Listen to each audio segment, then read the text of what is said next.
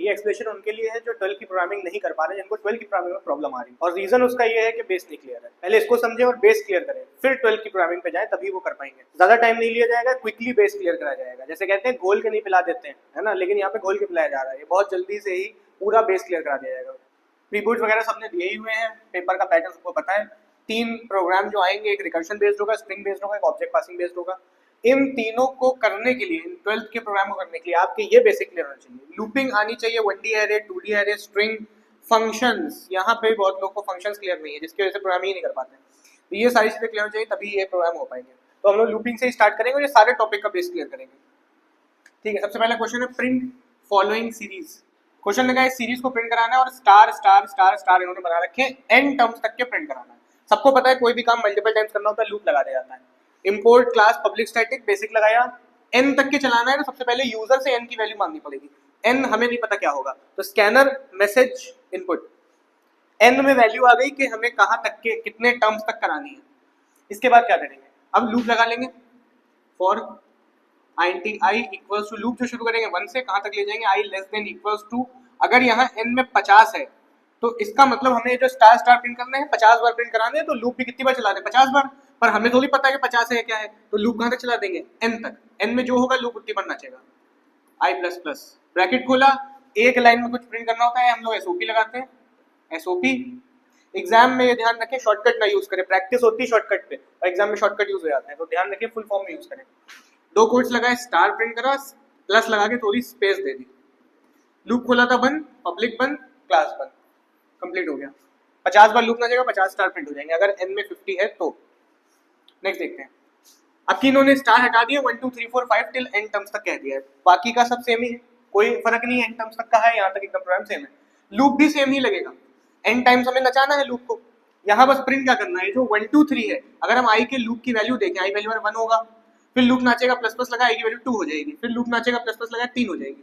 तो अगर हम देखें तो i के टर्म्स एकदम इसी सीरीज की तरह चल रहे हैं, तो यहाँ पे हम प्रिंट कर देंगे i, डबल कोट्स में नहीं रखना i को, कभी भी वेरिएबल प्रिंटिंग में डबल कोट्स नहीं लगाए जाते, प्लस स्पेस, और ये कंप्लीट हो गया, कुछ नहीं इसके अंदर।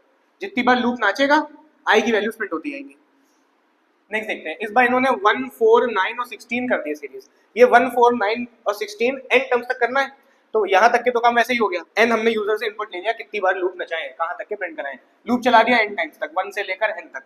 प्रिंट क्या करें, बस हमें यहाँ पे ट्रेंड कैच करना है, 1 4 9 16 क्या ट्रेंड चल रहा है, क्या लॉजिक चल रहा है। अगर हम कहें 1 का स्क्वायर तो होता है 1, 2 का स्क्वायर कहें तो 2 2 सा 4, और 3 का स्क्वायर कहें तो ये 3 3 सा 9, 4 का स्क्वायर कहें तो 4 4 सा 16, मतलब हर बार स्क्वायर हो रहा है।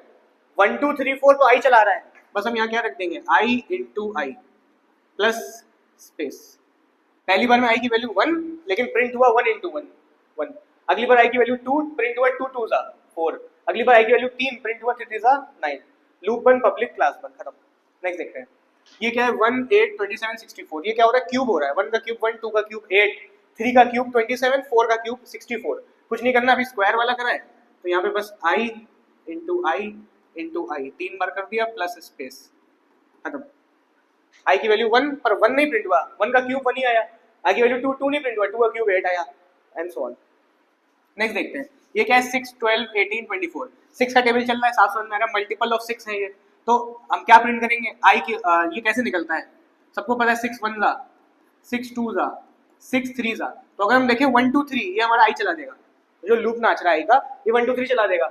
6 इंटू लगाना रह गया है, तो यहाँ कर देंगे 6 इंटू आई प्लस स्पेस लगा देना, तो 6 1 आई की वैल्यू 1 होगी, 6 1 जा 6 प्रिंट होगा। नेक्स्ट टाइम लूप नाचेगा, आई की वैल्यू 2 होगी, 6 2 जा 12 प्रिंट होगा। फिर लूप नाचेगा, आई की वैल्यू 3 होगी, 6 3 जा 18 प्रिंट होगा, कंप्लीट हो गया। नेक्स्ट देखते हैं, यहाँ से क्वेश्चन पलट गया। अभी प्रिंटिंग वाली सीरीज थी, इस बार इन्होंने प्लस लगा दिया, 1 + 2 + 3 + 4 टिल n। प्लस के साइन यूज करने का मतलब क्या है कि हमें 1 से लेकर n तक सबको ऐड करना है और 1 वर्ड में आंसर देना है। इससे पहले प्रिंटिंग हो रही थी, इस बार सम करके 1 वर्ड में आंसर देना है। n टर्म्स तक चलाना है, तो फिर से n तक का काम वैसे ही है, यूजर से n की वैल्यू इनपुट ली, लूप भी वैसे ही नाचना, इवन लूप में भी कोई फर्क नहीं है। बट यहाँ पे SOP नहीं लगाना है कि हम SOP लगा कुछ प्रिंट करेंगे, क्योंकि प्रिंट होता ही नहीं है। फिर क्या करना है, हमें तो सम करना है। जब भी सम करना हो वेरिएबल लेके, हमेशा उसको पहला काम है 0 दिया जाएगा। क्यों दिया जाएगा अभी बात कर लेंगे।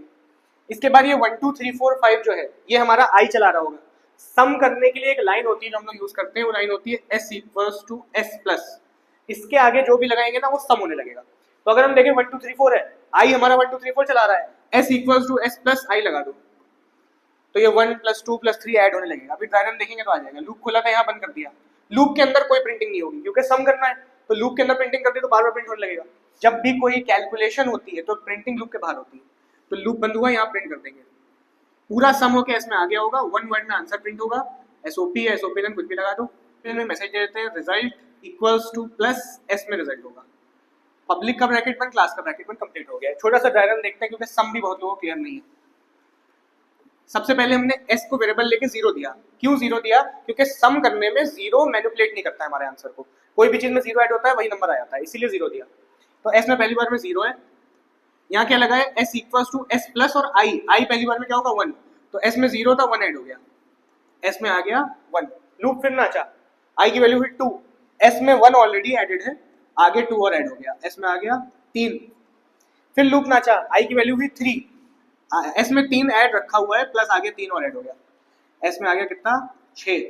फिर लूप नाचा, i की वैल्यू हुई कितनी 4, तो 3 तक तो ऐड हो गया, 6 रखा है ऊपर इकट्ठा करके रखा हुआ है उसने यहाँ तक, आगे और 4 ऐड हो गया, s में आ गया कितना 10, आगे 5 भी ऐड होगा, 6 भी ऐड होगा एंड सो ऑन। तो देखें तो अक्यूमुलेट हो रहा है, इकट्ठा होता जा रहा है, सम हो के s में इकट्ठा होता जा रहा है, पूरा लूप नाच के रुकेगा तो s में पूरा सम होगा और लूप के बाद प्रिंट हो गया। नेक्स्ट देखते हैं, फिर से सम का ही क्वेश्चन है, 4 8 12। ध्यान दे तो 4 का टेबल है, वेरिएबल लेके 0 दिया, लूप चलाया एंड तक, सम की लाइन लगाई s equals to s plus. यहाँ पे क्या लगाएंगे, लॉजिक लगा दो अपना, 4 हमें चाहिए, फिर 8 चाहिए, फिर 12 चाहिए, तो यहाँ क्या लगाते हैं 4 × i।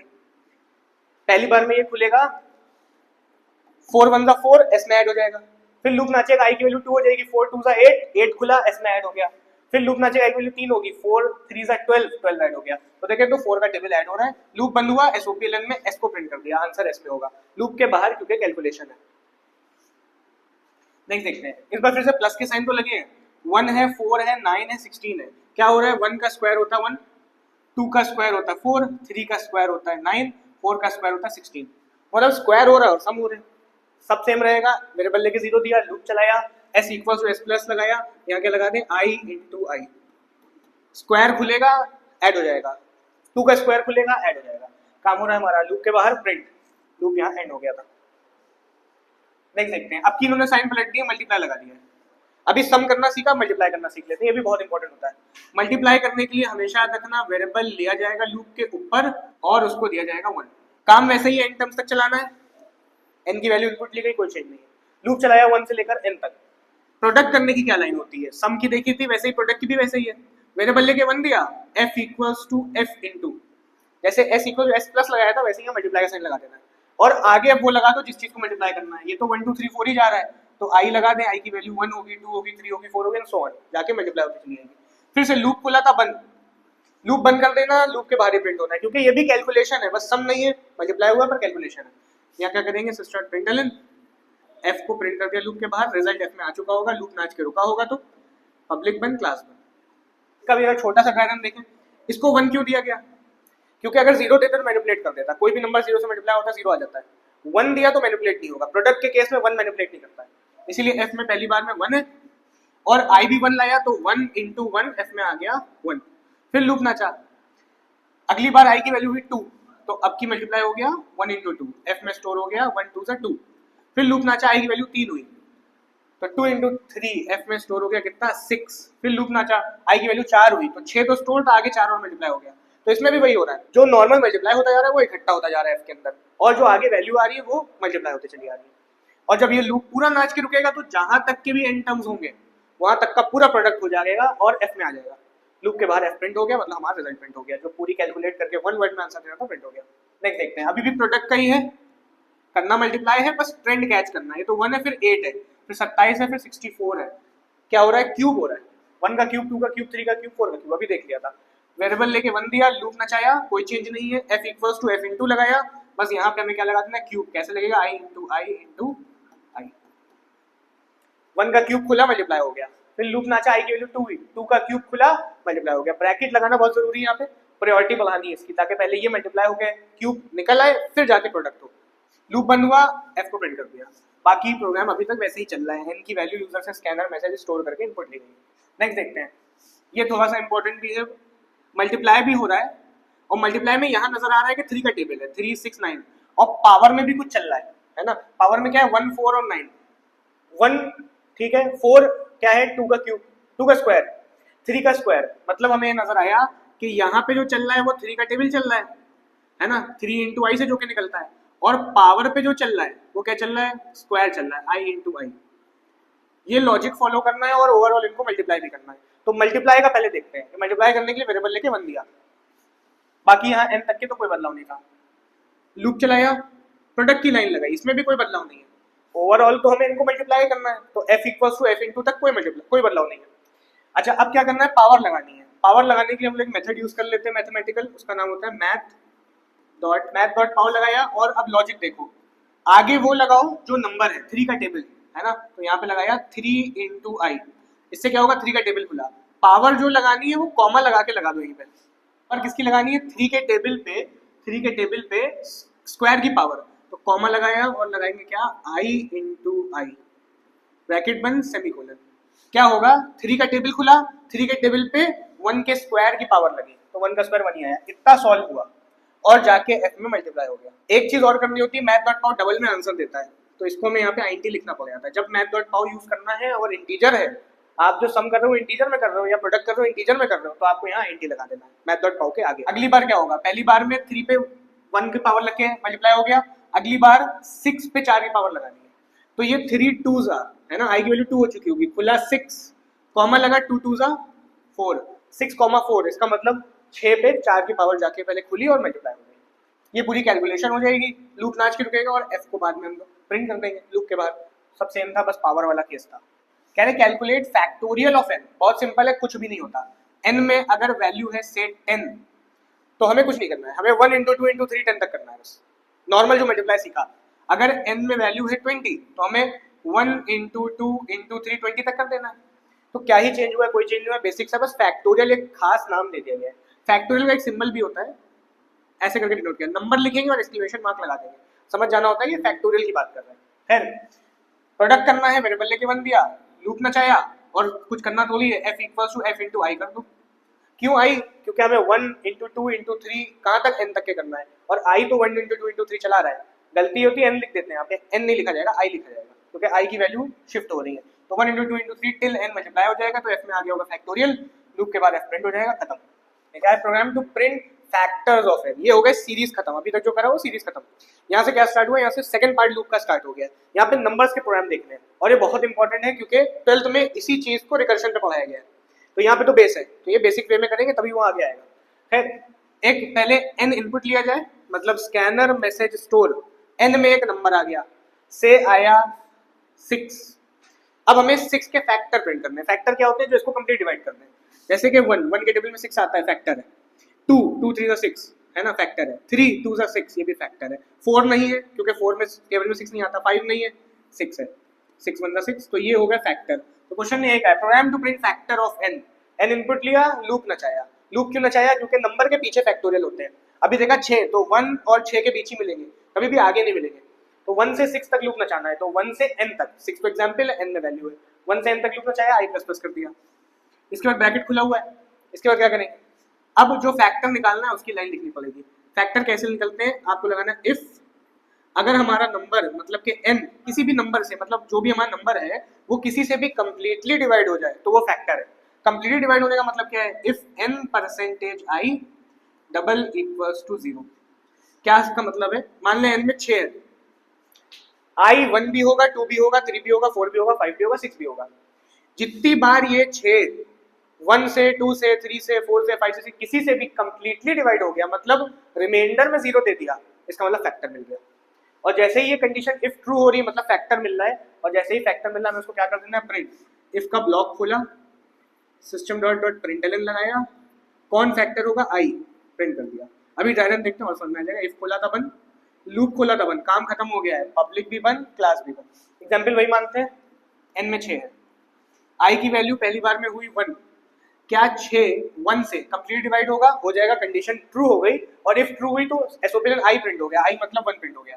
फिर लूप नाचा, i की वैल्यू हुई 2, क्या 6 2 से कंप्लीट डिवाइड हो जाएगा, हो जाएगा 2 3 और 6 करेगा, रिमाइंडर में 0 आ जाएगा। तो कंडीशन ट्रू हुई, 2 फैक्टर है, 2 भी प्रिंट हो गया। सो फिलन आई मतलब कौन प्रिंट हुआ 2।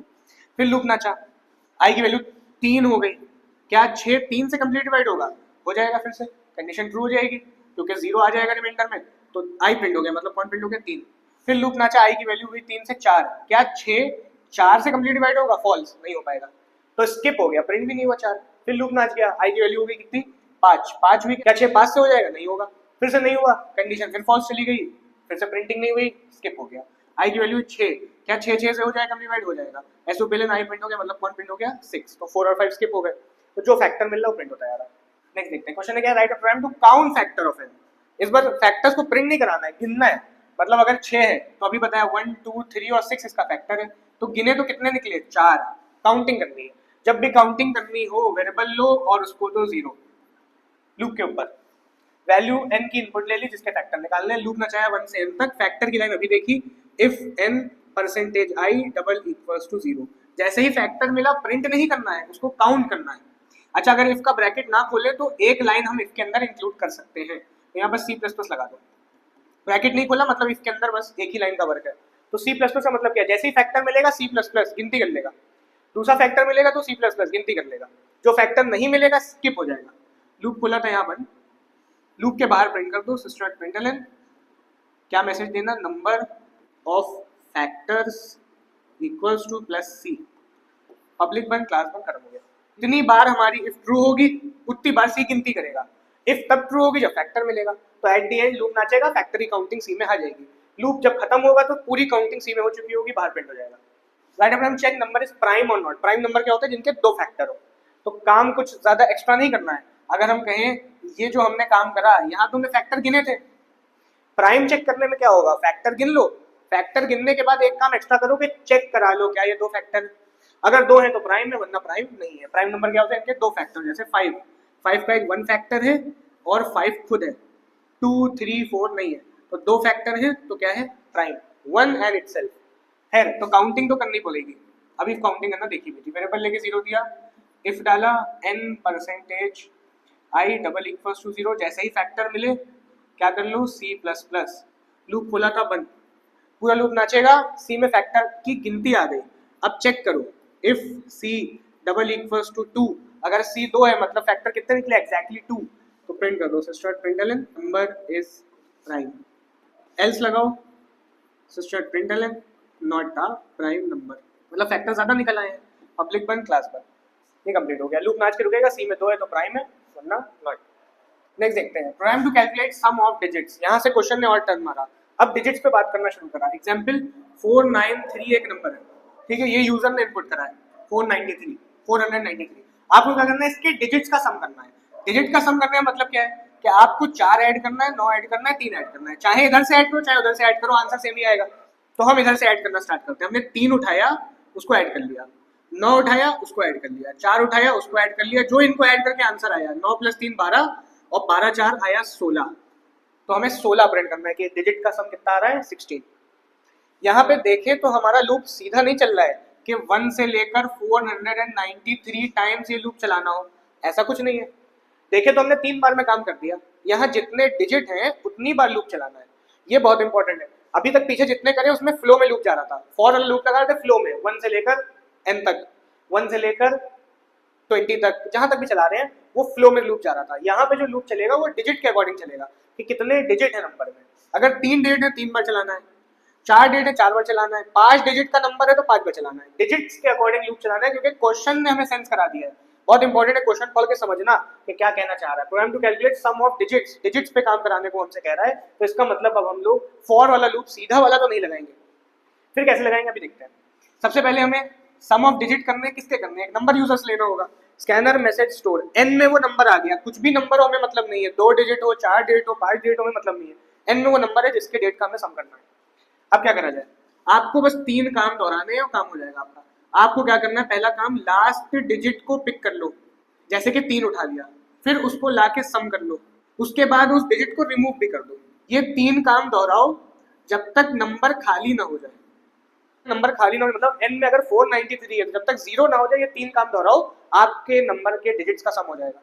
चेक करते हैं, लास्ट डिजिट पिक मतलब 3 उठाया, 3 उठाया, सम कर लिया मतलब 3 ऐड कर लिया आपने, रिमूव कर दिया मतलब 3 को हटा दिया। फिर लूप आपका है क्योंकि काम यही रिपीट करना है। फिर से लास्ट डेट पिक करा, आपकी कौन उठा 9, 9 उठा प्लस कर लिया, फिर इसको भी रिमूव कर दिया। इसके बाद फिर से अब ये भी करना है क्योंकि n0 नहीं हुआ है, 4 उठाया ऐड कर लिया, पिक करने के बाद सम कर लिया है ना 4 का, उसके बाद रिमूव कर दो, 4 को भी हटा दिया। तो देखिए तो क्या हुआ, डेट का सम हो गया। और अब की देखिए तो तीनों कट गए, मतलब n में क्या है 0 0 है, अब मत रिपीट करो, खत्म। तो देखिए तो आंसर क्या आ रहा है इसका, ऐड होके 16। तो डिजिट का सम होके तो हमें मिल रहा है। तो यही काम हमें बस करना है, बस प्रोग्रामिंग में देखो कैसे इंप्लीमेंट करेंगे। इसी के बाद से जस्ट चालू हो जाएगा। n की वैल्यू इनपुट लेने के बाद यहाँ पे आपको कौन सा लूप लगाना है, फ्लो वाला लूप नहीं लगाना है कि फॉर लूप लगा के 1 से n तक चला रहे हैं, आपको लगा देना वाइल का लूप। जब भी डिजिट पे करना हो वाइल ही लगा देना। और कब तक चलाना है, while n not equals to 0। अभी बोला जब तक 0 ना हो जाए तब तक इसको काम को करते रहना है, रिपीट करते रहना ये 3 स्टेप। तो लूप ये लगेगा while n not equals to 0, bracket खोला। अब क्या करना है, आपको लास्ट डिजिट को पिक करना है। कैसे पिक करा जाए, 493 नंबर है, किसी भी नंबर को 10 से डिवाइड करके देखना, 49 टाइम्स 490, जो रिमाइंडर बचेगा ना वो हमेशा लास्ट का डिजिट बचेगा। 493 था, नीचे 3 आ गया, तो पिक कैसे होगा, बस एक वेरिएबल लिया, उसको दिया n%10, लास्ट का डिजिट पिक हो गया हमारे पास, 3 उठ के आ गया। उसके बाद सम करना है। अच्छा सम करने पीछे भी सीखा था हम लोगों ने, लूप के ऊपर एक वेरिएबल लो, उसको दे दो 0 और यहाँ लाइन लगाओ सम की, s equals to s plus, sum करना पीछे सीखा था। जिस चीज का सम करना है वो लिख दो, किस चीज का सम करना है, डिजिट का सम करना है। डेट किस में उठ के आया होगा, d में, यहाँ लगा दिया d। इसके बाद क्या करना है, आपको डिजिट रिमूव करना है। सम तक के काम हो गया, रिमूव करना है। रिमूव कैसे करें, अभी बताया, रिमाइंडर में तो लास्ट का डिजिट है, अगर तुम किसी नंबर को 10 से डिवाइड करो तो रिमाइंडर में लास्ट का डिजिट और क्वोशिएंट में बचा हुआ नंबर आएगा। 493 का 3 नीचे है, 49 ऊपर है, तो रिमूव हो गया। रिमूव उसी वेरिएबल में करना जिससे लूप नाच रहा है, n इक्वल्स टू n/10, इससे डिजिट रिमूव होगा। लूप खोला था 1, पूरा लूप नाचेगा, कब तक नाचेगा, जब तक नंबर खाली ना हो जाए। पिक होगा, सम होगा, रिमूव होगा, पूरा लूप नाचा, सम होकर किसमें आ जाएगा, s में, पूरा आंसर s में प्रिंट कर दो। System println sum of digit लिख दो, रिजल्ट लिख दो, equals to plus s। Sum loop के बाहर प्रिंट होगा ताकि पूरा काम हो जाए, s में ऐड होके आ जाए, लूप के बाहर प्रिंट हो जाए। पब्लिक में क्लास 1 खत्म। नेक्स्ट देखते हैं, program to calculate product of digit. क्या कर लेंगे, पिक तो करेंगे डिजिट को, सम नहीं करेंगे, सम करने के बजाय प्रोडक्ट कर लेंगे। डिजिट पे बात करिए तो फॉर लूप नहीं वाइल का लूप लगाएंगे और डिजिट को रिमूव भी कर देंगे। अच्छा फॉर लूप से भी हो जाता है पर अभी वाइल से ही सीखेंगे, फॉर वाला बाद में देखेंगे। आपने क्या करा, n की वैल्यू इनपुट ली, लूप कौन सा चलाया, वाइल वाला, n नॉट इक्वल 0, खाली ना हो जाए, लूप चलता रहे। एक वेरिएबल लिया, प्रोडक्ट करना है इस बार, तो वेरिएबल लेके 0 नहीं दिया जाएगा, 1 दिया जाएगा। डिजिट पिक करा, एंटिटी इक्वल्स टू n%10, इसके बाद यहाँ पे प्रोडक्ट की लाइन लगाई जाएगी, f equals to f into sum. इस बार करना नहीं है, सम की नहीं लगाई, प्रोडक्ट की लगाई, f equals to f into, और जिस चीज का प्रोडक्ट करना है वो लिख दो, किसका करना है, डिजिट का करना है। डिजिट d में है, d लगा दिया, रिमूव करने लाइन लगी हुई है, प्रोडक्ट होके f में आएगा, पूरा लूप जब नाच के रुकेगा। प्रिंट करने सिस्टम प्रिंटलन किसको, जिसमें प्रोडक्ट है, किसमें प्रोडक्ट है, f में। प्रायरन भी देख लेते हैं इस वाले में इसका, जब नंबर यूजर ने इनपुट करा, से यूजर ने इनपुट करा 1124, तो अब ये लूप नाचेगा जब तक n हमारा खाली ना हो जाए, मतलब 1124 जब तक 0 ना हो जाए लूप नाचेगा। d पहली बार में क्या उठाएगा, d पहली बार में 4 उठाएगा, f equals to f into d, f में 1 है, 1 इनटू d मतलब d क्या है, 4, 4 मल्टीप्लाई हो गया, n इक्वल्स टू n/10 से 4 भी कट गया। फिर लूप नाचा, अब की d ने क्या उठाया, 2, d ने 2 उठाया, तो आगे इसी में आगे मल्टीप्लाई हो गया, कौन, 1 इंटू 4 हो रखा था, 2 भी मल्टीप्लाई हो गया, n इक्वल्स टू n/10 मिला, 2 कट गया। फिर से लूप नाचा, d ने अब की क्या उठाया, 1, d ने 1 उठाया तो आगे इसमें 1 और मल्टीप्लाई हो गया, फिर n इक्वल्स टू n/10 से 1 भी कट गया। फिर लूप नाचा, d ने क्या उठाया, फिर 1 उठाया, ये मल्टीप्लाई हो रखा था, 1 आगे और मल्टीप्लाई हो गया, n इक्वल्स टू n/10 से 1 भी कट गया, n 0 हो गया, लूप रुक गया। ये पूरा मल्टीप्लिकेशन हो गया, किसमें स्टोर होगा, f में, लूप रुका, तुरंत f प्रिंट हो गया, मतलब हमारा रिजल्ट प्रिंट हो गया जो कि पूरा मल्टीप्लाई होके आया है। नेक्स्ट देखिए, program to reverse a number. Reverse कैसे करा जाए नंबर को, रिवर्स करना ही बहुत सिंपल है, अभी जो पीछे सीखा वैसे ही है। जैसे 493 नंबर है, रिवर्स करने का तरीका क्या है, लास्ट का डिजिट पिक करो, पिक करने के बाद उसको सम या प्रोडक्ट नहीं करो, उसको स्टोर कर लो, स्टोर करने के बाद उसको रिमूव कर दो। ये सारे स्टेप दोहराओगे तो नंबर रिवर्स हो जाएगा। चेक करके देखो, पिक करा 3 पिक हुआ, स्टोर करा 3 को स्टोर कर लिया, रिमूव मतलब 3 काट दिया, फिर पिक करा 9 पिक हुआ, 9 को स्टोर कर लिया, 9 भी काट दिया, फिर लूप नाचा, पिक हुआ 4, 4 पिक हुआ, 4 को स्टोर कर लिया और रिमूव करा, 4 खाली, नंबर खाली हो गया, लूप रुक गया, 394, 493 का रिवर्स 394 रिवर्स हो रहा है, तो वाइल वाला ही लूप लगेगा। n की वैल्यू यूजर से इनपुट करी, नंबर लाओ जो रिवर्स कराना है, लूप ना चाहा, डिजिट पिक करा, पिक करने के बाद स्टोर की लाइन नहीं सीखी, स्टोर कैसे करा जाएगा, जैसे सम करना था वेरिएबल लेके 0 देते थे, वैसे ही स्टोर करने में भी वेरिएबल लेके 0 दे दिया जाएगा। आर लिया उसको 0 दिया और रिवर्स और स्टोर करने की लाइन ये है R equals to R into 10 plus D, ये हमारी स्टोर करने की लाइन है। इससे वैल्यूज स्टोर होने लगेंगे आर के अंदर। इसको एक्सप्लेन भी हम कर सकते हैं, पर रट लो इसको, दिमाग में बसा लो, स्टोर करने की लाइन है, टाइम नहीं इतना कि इसको हम एक्सप्लेन करें। इसके बाद क्या होगा, डिजिट रिमूव हो जाएगा, n इक्वल्स टू n/10। तो मतलब हुआ क्या, जो भी लास्ट का डिजिट उठा पिक हुआ, पिक होके आर में स्टोर हो गया और n इक्वल n/10 से डिजिट रिमूव हो गया। फिर लूप नाचा तो अगला डिजिट उठा, पहला जो स्टोर था वो स्टोर है, नेक्स्ट डिजिट भी इसमें आर में स्टोर हो गया। मतलब यही वाला काम हो रहा है जो बताया। तो लूप नाच के जब रुकेगा आर में हमारे पास फाइनल आंसर होगा, मतलब आर में रिवर्स्ड नंबर होगा। एसओपी लगाया, आर प्रिंट कर दिया। नेक्स्ट देखते हैं, program to count digits of a number. Digit गिनने हैं, मतलब 493 नंबर है तो कितने डिजिट है इसमें, 3 डिजिट है, 1 2 3, बस काउंटिंग करनी है, बहुत आसान है। पिक करने की कोई जरूरत नहीं इसके अंदर, पिक मत करना, सीधे आप loop नचाना while n not equal to 0, तो नंबर खाली ना हो जाए। काउंट करने की अभी पीछे सीखा, वेरिएबल लो उसको दे दो 0, वेरिएबल लेके 0 देने के बाद पिक नहीं करना, सीधे रिमूव कर देना। n इक्वल इंस्लेशन लगा हुआ है और यहाँ c++, मतलब क्या होगा, जितनी बार लूप नाचेगा, जितने डिजिट होंगे उतनी बार लूप नाचेगा और c गिनती करता जाएगा। डायग्राम देखिए अगर इसका शॉर्ट से, n not equal 0 मान लेते हैं, यूजर ने n में दिया है 493, c पहली बार में 0 था, लूप नाचा तो c++ हुआ, c में आ गया 1।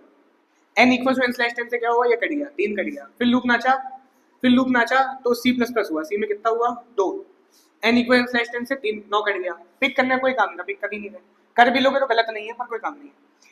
फिर लूप नाचा तो c 3 हो गया, n इक्वल n/10 से 4 भी कट गया। लूप रुक गया क्योंकि अब की नाचा नहीं, c में कितना है 3, काउंटिंग ऑफ डेट, 4 डेट का नंबर होता सी में 4 होता, 5 डेट का नंबर होता सी में 5 होता। c++ करो, n इक्वल n/10 करो, डेट काउंटिंग हो रही है। एसओपी लगा के क्या करना, c को प्रिंट कर देना, नंबर ऑफ डिजिट सी में है वो प्रिंट हो गए। जो क्वेश्चन ने कहा था काउंट करो नंबर ऑफ डिजिट्स, कर लिए। नेक्स्ट क्वेश्चन क्या कह रहा है, इंपॉर्टेंट है क्वेश्चन, कह रहा है check if a number is spy or not. Spy number क्या होते हैं, sum of digits equals to product of digit. Example 1124 अगर नंबर यूजर ने हमें दिया है तो हम इसके डेट का सम करेंगे। अगर डेट का सम करें तो कितना आ रहा है, 4 + 2 6 + 1 7 + 1 8, सम ऑफ डेट आया कितना 8। प्रोडक्ट ऑफ डेट करूँ कितना आ रहा है, प्रोडक्ट डेट करें तो 4 2 8, 8 1 8, 8 1 8, फिर प्रोडक्ट भी आया 8। तो ये दोनों मैच कर रहे हैं, sum of that product of that match कर रहे हैं, तो ये एक स्पाई नंबर है। और अगर ये ना करते तो ये एक स्पाई नंबर ना होता। तो पहला काम तो वही करना है हमें, यूजर से वैल्यू मांगी जिसको चेक कराना है, स्पाई n में यूजर से वैल्यू ले ली। उसके बाद डिजिट पे काम करना है तो while वाला लूप लगेगा। काम दो करने हमें, प्रोडक्ट भी करना है और सम भी करना है। प्रोडक्ट करना ही पीछे देख चुके हैं, सम करना भी देख चुके हैं। प्रोडक्ट करने के लिए एक वेरिएबल लिया, उसको दिया 1, सम करने के लिए एक वेरिएबल लिया, उसको दिया 0। इसके बाद क्या करेंगे, लूप लगाने के बाद सबसे पहले काम डेट पिक करो, int d equals to n%10। डेट पिक हो गया, लास्ट का डेट पिक हो गया। इसके दो काम करो, सम भी कर लो प्रोडक्ट भी कर लो। सम किस में कर ले, s में, s equals to s + d। जो डिजिट उठा s में ऐड भी हो गया और उसका प्रोडक्ट भी कर लो, f equals to f * d। जो डिजिट उठा वो f में जाके मल्टीप्लाई भी हुआ। जो भी डिजिट लास्ट का उठा है, 4 उठा तो वो सम भी हुआ प्रोडक्ट भी हुआ, 2 उठा तो वो सम भी हुआ प्रोडक्ट भी हुआ, 1 उठा तो सम भी हुआ प्रोडक्ट भी हुआ, और याला 1 उठा तब भी सम भी हुआ प्रोडक्ट भी हुआ, और ये दोनों ही s और f में स्टोर हो गए। डेट रिमूव होते गए तो लूप जब नाच के रुका तो पूरे सम s में है, पूरा प्रोडक्ट f में है। अब हमें क्या करना है, खत्म, प्रिंट नहीं कर देना है कि s को प्रिंट कर दे और f को प्रिंट कर दे, प्रिंट करने से कोई फायदा नहीं है। हमें तो स्पाई चेक करना था। स्पाई क्या होंगे, अगर ये दोनों बराबर हों तो इफ लगा लेंगे, कुछ चेक करना होता है इफ लगा लेते हैं। If s double equals to f, some of that product date बराबर है, sister println number is spy, else लगाना, प्रिंट करना sister println not a spy number. Public का बन, क्लास का बन, कंप्लीट हो गया। नेक्स्ट देखते हैं, कहना चाहिए नंबर इज पैलिंड्रोम और नॉट। पैलिंड्रोम क्या होता है, रिवर्स इक्वल्स टू ओरिजिनल। कह रहे रिवर्स करने पे सेम आ जाए तो नंबर पैलिंड्रोम होता है। अच्छा, यूजर से नंबर इनपुट करा, एग्जांपल ले तो 434, रिवर्स करो तो भी क्या आ रहा है 434, तो एक पैलिंड्रोम है। तो रिवर्स वाला लॉजिक लगा दें, अभी रिवर्स वाला देखा था, वेरिएबल लो उसको दो 0। सबसे पहला काम डेट पिक करते हैं, int d equals to n%10। Pick होने के बाद स्टोर करने की लाइन लगाते हैं, क्या होती है, r equals to r into 10 plus d।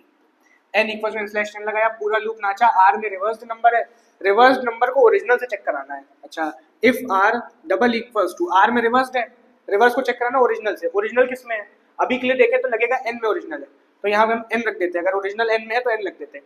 If r double equals to n, system println कह देंगे yes number is palindrome, else लगाएंगे system println no number is not palindrome. लेकिन यहाँ पे छोटी सी मिस्टेक है, क्या मिस्टेक है कि जो हमने चेकिंग कराई, r double equals to, r में तो चलो रिवर्स्ड है, पर n में ओरिजिनल नहीं होगा, क्योंकि लूप रुका तब जब n खाली हो गया। ये लूप नाचा, n खाली हो गया, लूप रुक गया, तो n खाली हुआ जा रहा है। इसका मतलब हमें क्या करना है, कॉपी बना देना। यहाँ पे एक वेरिएबल ले लेते हैं से x नाम का, उसको दे देते हैं n।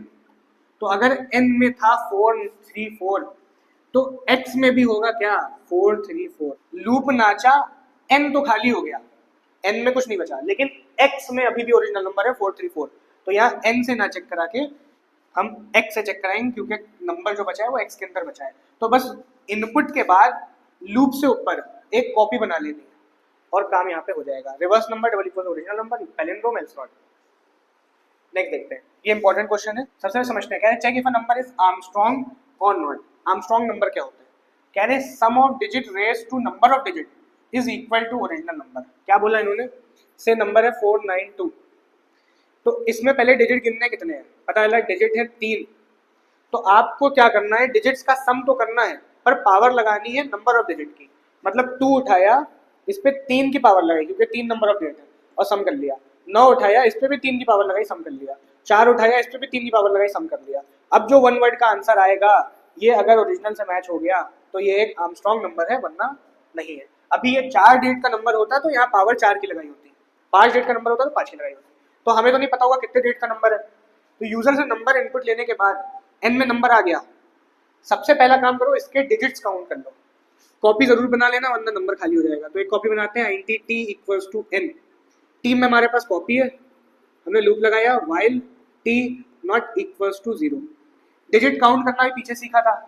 वेरिएबल लो 0, तो यहाँ लगा दो c++ और यहाँ लगा दो t इक्वल्स टू t/10। बस डिजिट रिमूव ही करना है, पिक नहीं करना। while बोला था 1। ये जो पूरा लूप नाचेगा सी में गिनती कर देगा, ये काउंटिंग के लिए लगाया गया है। सी में डिजिट गिनती होके आ जाएगी कितने डिजिट का नंबर है। एक काम मेरा सॉल्व हुआ, अभी क्वेश्चन नहीं सॉल्व हुआ, अभी सिर्फ काउंटिंग हुई है। अब आते हैं इधर, while n नॉट इक्वल 0, फिर से लूप चलाया, जब तक नंबर खाली ना हो जाए लूप नाचता रहे। डिजिट पिक करो, int d equals to n%10। Last का डिजिट उठा, अब मेन काम हो रहा है, 2 उठा, तो 2 को हमें ऐड करना है, सम करना है, पर पावर लगा करना है। किसकी पावर लगानी? नंबर ऑफ डिजिट की। किसमें होगी? सी में। सी में नंबर ऑफ डिजिट है हमारे पास। अभी देखा सम करना है, तो वेरिएबल लो और उसको दो 0। यहाँ सम की लाइन लगाते हैं, s इक्वल्स टू s+, पर पावर लगा करना है तो क्या यूज कर लेंगे? math.pow। math.pow डिजिट पे पावर लगानी है, किसकी? नंबर ऑफ डिजिट की, मतलब सी की। और math.pow int में आंसर देता है, डबल में देता है, तो int लगाना पड़ेगा, टाइप कास्ट करना पड़ेगा। ये होने लगा सम। कैसे सम होने लगा? डिजिट पे नंबर ऑफ डिजिट की पावर लगा के सम होने लगा। उसके बाद डिजिट रिमूव करा, पूरा लूप नाच के रुकेगा। s में हमारे पास क्या होगा? Sum of digit raise to the power number of digit. अब चेक करा लेना है, क्या चेक कराना है? If sum double equals to original number. Original number किसमें है? क्या टी में है? टी में भी नहीं है, क्योंकि टी पे भी लूप लगा, टी खाली हो गया। क्या एन में है? एन में भी नहीं है, क्योंकि ये लूप लगा, एन खाली हो गया। एक कॉपी और बना लो, यहाँ पे कॉपी रख लेते हैं, एक्स रख लेते हैं, उसको दे देते हैं एन। तो भले ही एन भी खाली हो गया, बट एक्स में अभी भी नंबर है, तो S double equals to X, SOPLN, yes number is Armstrong, else SOPLN, no number is not Armstrong। Next देखते हैं, पैटर्न्स के ऊपर आ गए। एक लूप खत्म, नेस्टेड लूप के ऊपर आ गए। नेस्टेड लूप मतलब 2 लूप। अच्छा, एग्जाम में कुछ नहीं आने वाला, पैटर्न नहीं आएगा एग्जाम में, फिर क्यों रखा गया SPPT में? 2 लूप जो क्लियर होने हैं वो बहुत जरूरी है। 2 लूप नहीं क्लियर है, नहीं आएगा कुछ भी आगे। 2D एरे 2 लूप के ऊपर है, तो 2 लूप को क्लियर कराने के लिए ये पैटर्न्स यहाँ पे रखे गए। क्वेश्चन ने क्या कहा? प्रिंट करो इस पैटर्न को। जब भी पैटर्न आने हैं 2 लूप से काम होना है। अभी हम लूप लगा के एक्सप्लेन कर रहे हैं कि कैसे ये काम, कैसे 2 लूप का मैकेनिज्म चलता है, तभी आगे आएगा समझ में। कुछ इनपुट लेना नहीं है, इंपोर्ट लगाओ ना लगाओ कोई दिक्कत नहीं है। क्लास बनाई, पब्लिक स्टडी बनाया, ब्रैकेट खोला, इसी के आगे से क्या करेंगे? 2 लूप अपने हम चालू करेंगे। अभी हम लूप लिख दे रहे हैं, फिर इसको एक्सप्लेन करते हैं। ये 2 लूप हमारे इस टाइप के पैटर्न के लिए होते हैं। कैसे हैं अभी समझ में आ जाएगा। यहाँ पे लगाना है SOP, और जो प्रिंट करना है वो प्रिंट कर देना। देखें तो क्या प्रिंट हो रहा है? स्टार भरे हुए, यहाँ हमने लगाया स्टार और प्लस करके स्पेस दे देना। जे का ब्लॉक खुला था बंद, फिर लगाना है SOPLN। इसका काम लाइन चेंज करने का होता है। आई का लूप खुला था बंद, तो ये हमारे लूप लगे, पब्लिक बंद, क्लास बंद, कंप्लीट हो गया। अब देखते हैं जरा कैसे ये मैकेनिज्म चल रहा है। इस अभी एक बार मैकेनिज्म समझो कि कैसे 2 लूप चलते हैं, फिर आगे पैटर्न्स में दिमाग लगाएंगे। पहली बार में आई की वैल्यू होगी 1, आपने 1 से चलाया, आपने कहा आई 5 तक जाएगा। पर होता यह है कि बाहर वाला लूप जो ऊपर लगा है ये एक बार चलता है, अंदर वाला लूप सारे टर्न काटता है, फिर आता है बाहर वाला लूप एक बार चलता है, फिर ये सारे टर्न काटता है। ये मैकेनिज्म होता है इसका। अच्छा, आई की वैल्यू 1 हुई, फिर जे का लूप चल पड़ा, बस एक ही बार ये चलेगा, जे का लूप चल पड़ा, जे का लूप 1 से चल रहा है और जे लेस देन इक्वल टू आई जा रहा है, तो जे मतलब 1 से लेकर आई में भी तो 1 है, 1 से 1 तक कितनी बार नाचेगा जे का लूप? एक बार। ये लूप एक बार नाचा, एसओपी में स्टार और स्पेस प्रिंट हो गई, तो स्टार प्रिंट हो गया, एक बार नाच के रुक गया, एसओपी एलन मिला और इसमें खाली पड़ा है, खाली पड़ा मतलब कुछ भी नहीं है, तो एसओपी एलन मिला, एसओपी एलन ने क्या करा, बस लाइन चेंज कर दी कि अगली प्रिंटिंग जो होगी वो नीचे से होगी। लूप ने टर्न मारा, यहाँ से वापस गया, हमने बताया आई का लूप 5 तक के जाना है, बट एक एक बार करके चलता है, तो आई 1 चल गया, अगली बार आई की वैल्यू होगी 2, जैसे ही आई की वैल्यू 2 हुई, अब अंदर वाले लूप पे बारी आ गई, अंदर का लूप अब नाचना शुरू होगा, अंदर का लूप कितनी बार नाचेगा, जे कह रहा है 1 है, 1 से आई तक जाना है, 1 से आई तक मतलब 1 से लेकर 2 तक, मतलब ये लूप नाचेगा कितनी बार? 2 बार, और दोनों बार जो नाचेगा एसओपी में स्टार प्रिंट होगा, मतलब एक स्टार और सेकेंड स्टार, स्पेस तो लगी है, थोड़ी सी बीच में स्पेस आ जाएगी, 2 बार नाच के रुका, एसओपी मिला, एसओपी मिला तो फिर से कुछ नहीं हुआ, लाइन चेंज हो गई, नीचे आ गया, नेक्स्ट टाइम आई की वैल्यू क्या हो जाएगी? 2 हुई थी, अब की 3 हो जाएगी, यहाँ से ऊपर गया, आई की वैल्यू 3 हुई, आई की 3 हुई, जे फिर से चला, कितनी बार जे चलेगा? 1 से आई तक, मतलब 1 से लेकर 3 तक, 1 2 3, 3 बार जे का लूप नाचा, ये 3 बार नाचा तो इसने 3 बार स्टार प्रिंट कर दिया, फिर एसओपी मिला, लाइन चेंज हो गई, नीचे उतर आया, अगली प्रिंटिंग नेक्स्ट लाइन से, नेक्स्ट टाइम आई की वैल्यू क्या हो जाएगी? आई की वैल्यू हो जाएगी 4, जे का लूप नाचा कहाँ से? 1 से लेकर 4 तक, आई की 4 हुई, 4 बार ये नाचा, कितने प्रिंट हो जाएंगे? स्टार, 4 स्टार, फिर एसओपी मिलेगा, नीचे आ जाएगा, यहाँ उतर आया, फिर आई की वैल्यू क्या हो जाएगी? 5, जे का लूप नाचेगा 1 से 5 तक, 5 बार, तो 5 बार क्या प्रिंट होंगे? स्टार, इसके बाद आई की वैल्यू हो जाएगी 6 और 6 होएगी तो ये लूप रुक जाएगा, आई लेस देन इक्वल टू 5 लगाए, बाहर वाला लूप रुका तो सब रुक गया, खत्म हो गया, तो देखें तो पैटर्न रेडी हो गया, 3 स्टार बनाए थे, आगे कंटिन्यू करते तो एकदम पूरा सेम ये बन जाता, तो ये लूप का मैकेनिज्म था, बहुत दिमाग से इसको समझने वाला होता है। नेक्स्ट देखो, ये बहुत इंपॉर्टेंट है, 2D एरे के लिए भी इंपॉर्टेंट है, यहाँ पे क्या है, लाइनें गिन लेना कितनी, 1 2 3 4 5, और जो जे का लूप जा रहा है वो 1 से 5 तक, और इस बार भी यहाँ से भी 1 से 5, थर्ड लाइन में भी जे 1 से 5 तक ही जा रहा है, फोर्थ में भी 1 से 5 तक ही जा रहा है, फिफ्थ में भी 1 से 5 तक ही जा रहा है, तो 2D एरे का शेप होता है ऐसे ही। खैर हम क्या करेंगे, आई का लूप चलाएंगे 1 से 5 बार चलाना, आई का लूप पे जैसे भी चला लो, 1 से लेकर 5 तक आई प्लस प्लस, जे का लूप भी चलाना ना 1 से लेकर आई तक नहीं ले जाना है, 1 से 5 ही ले जाना है, जे प्लस प्लस, क्योंकि हर बार 5 ही 5 है ना, 5 लाइनें भी है और 5 ही बारी कॉलम्स भी है। खैर यहाँ पे क्या प्रिंट कर दें? स्टार, स्टार और स्पेस प्रिंट करना, हमने से स्टार प्रिंट करा, जे 5 बार नाचेगा 5 स्टार प्रिंट होंगे, आई की वैल्यू टर्न होकर 2 होगी, फिर से जे 5 बार नाचेगा 5 स्टार प्रिंट होंगे, फिर आई की वैल्यू 3 होगी, फिर जे 5 बार नाचेगा, एंड सो ऑन 5, ये पूरा पैटर्न ऐसे फिलअप हो जाएगा, लाइन चेंज होती रहेगी अपनी जगह पे, इनपुट कुछ लेना नहीं था, बाकी सब नॉर्मल था। नेक्स्ट आ जाते हैं, अब ये नेस्टेड लूप की सीरीज पे आ गए और ये इंपॉर्टेंट में से आती है, 2 लूप की सीरीज है, ये कैसे नजर आ रहा है आपको? देखिए तो प्लस के साइन ही लगे हैं, प्रवीण ने बताया था ये जो नंबर लिख के एस्टिमेशन लगा देते हैं इसका मतलब होता है फैक्टोरियल, तो ये 1 का फैक्टोरियल है, फिर उसको ऐड करना है 2 का फैक्टोरियल है, फिर 3 का फैक्टोरियल और 4 का फैक्टोरियल है, तो ये 2 लूप से होगी। क्यों 2 लूप से होगी? अभी पीछे फैक्टोरियल निकालना सीखा था, फैक्टोरियल निकालने में एक बार लूप लग रहा था, और सम निकालना भी सीखा था, उसमें भी एक बार लूप लग रहा था, इनको कंबाइन कर दिया गया, फैक्टोरियल को भी और सम को भी कंबाइन कर दिया गया, तो ये 2 लूप से सॉल्व होगा, एक लूप से नहीं होगा। सबसे पहले ये जो एंड बोला इन्होंने, उस एंड को हमने यूजर्स इनपुट लिया, scanner message int n equal epsilon next int, n की वैल्यू आ गई।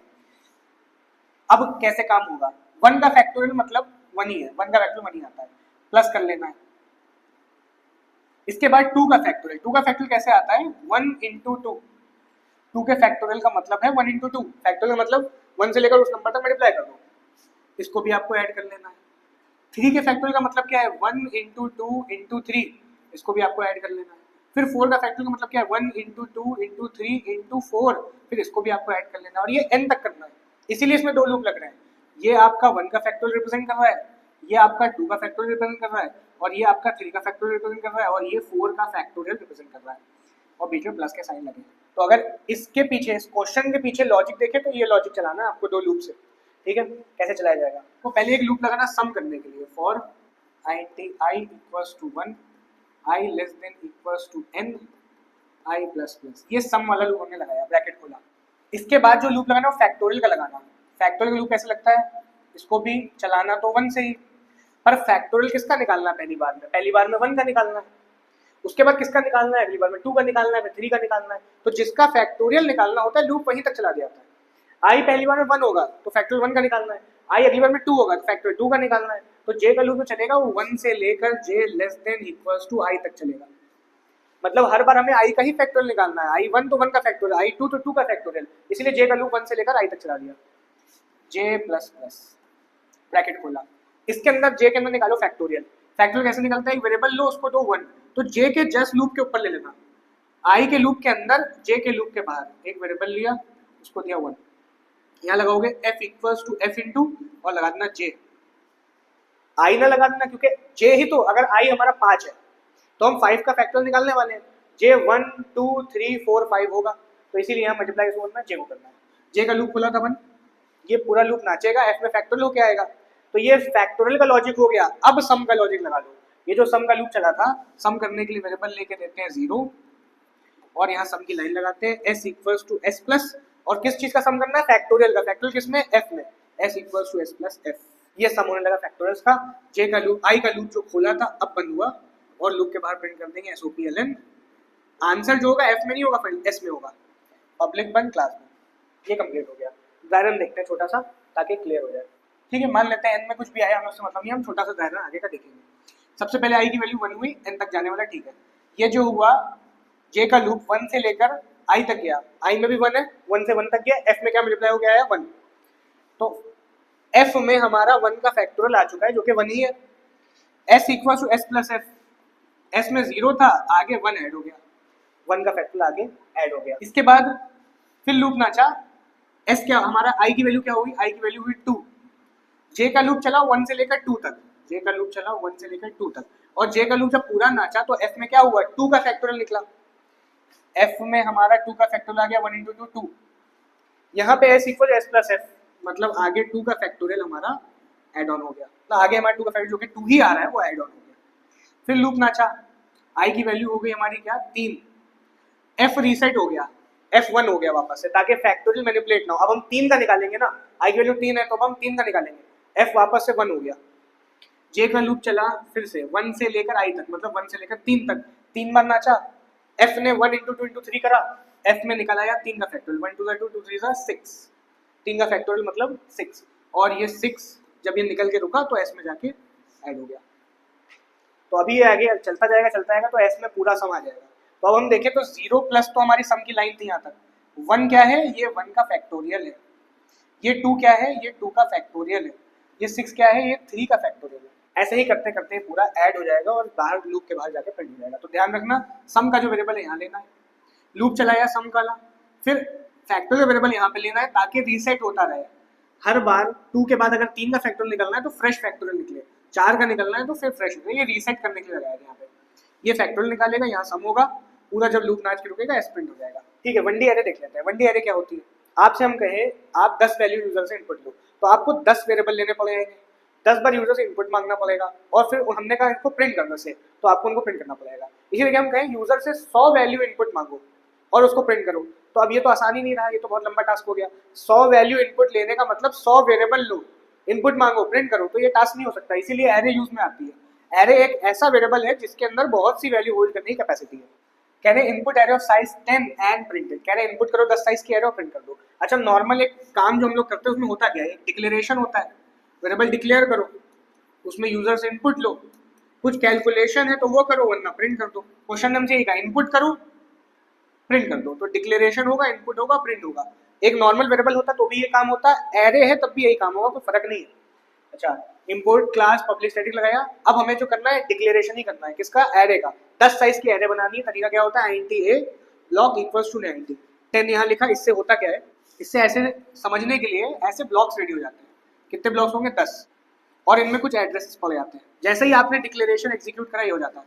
0 से लेकर 9 तक इंडेक्स होंगे, 10 साइज की है, बॉक्सेस हैं, 10 साइज की एरे है, इस एरे का नाम है a। फिर आपने स्कैनर लगाया, स्कैनर लगाने में लूप नचाया, क्योंकि 10 वैल्यू इनपुट लेनी है तो लूप लगा के ले लो, एक एक करके तो लोगे नहीं। तो स्कैनर एरे इनपुट लेने में लूप ही लगता है। 0 से लेकर आपने i लेस देन 10 रखा, मतलब ये लूप 0 से लेकर 9 तक जा रहा है, लेस देन 10 का मतलब 9 तक जा रहा है। फिर आपने मैसेज दिया एंटर अ नंबर, यूजर सामने मैसेज जाएगा, यूजर सामने के वैल्यू दो, उसने वैल्यू इनपुट करी, से 4 इनपुट करा, तो जो 4 इनपुट करा वो a of i। a of i का मतलब क्या है, a एरे का i पहली बार में क्या होगा, i 0 से स्टार्ट हुआ है, तो मतलब ए एरे के 0 बॉक्स पे जो इनपुट आया वो पड़ जाएगा। यूजर ने 4 दिया है, यहाँ 4 पड़ जाएगा। ये लूप अभी भी नाचेगा, आई की वैल्यू हो जाएगी 1, 0 के बाद आई की वैल्यू शिफ्ट हुई 1 पे, फिर मैसेज आया एंटर अ नंबर। तो जो यूजर आपका प्रोग्राम खोले उसके सामने मैसेज आया एंटर नंबर, उसने डाला 7। अगर उसने 7 डाला तो ए ऑफ आई की वैल्यू 1 है, ए का 1 इंडेक्स पे 7 इनपुट चला गया।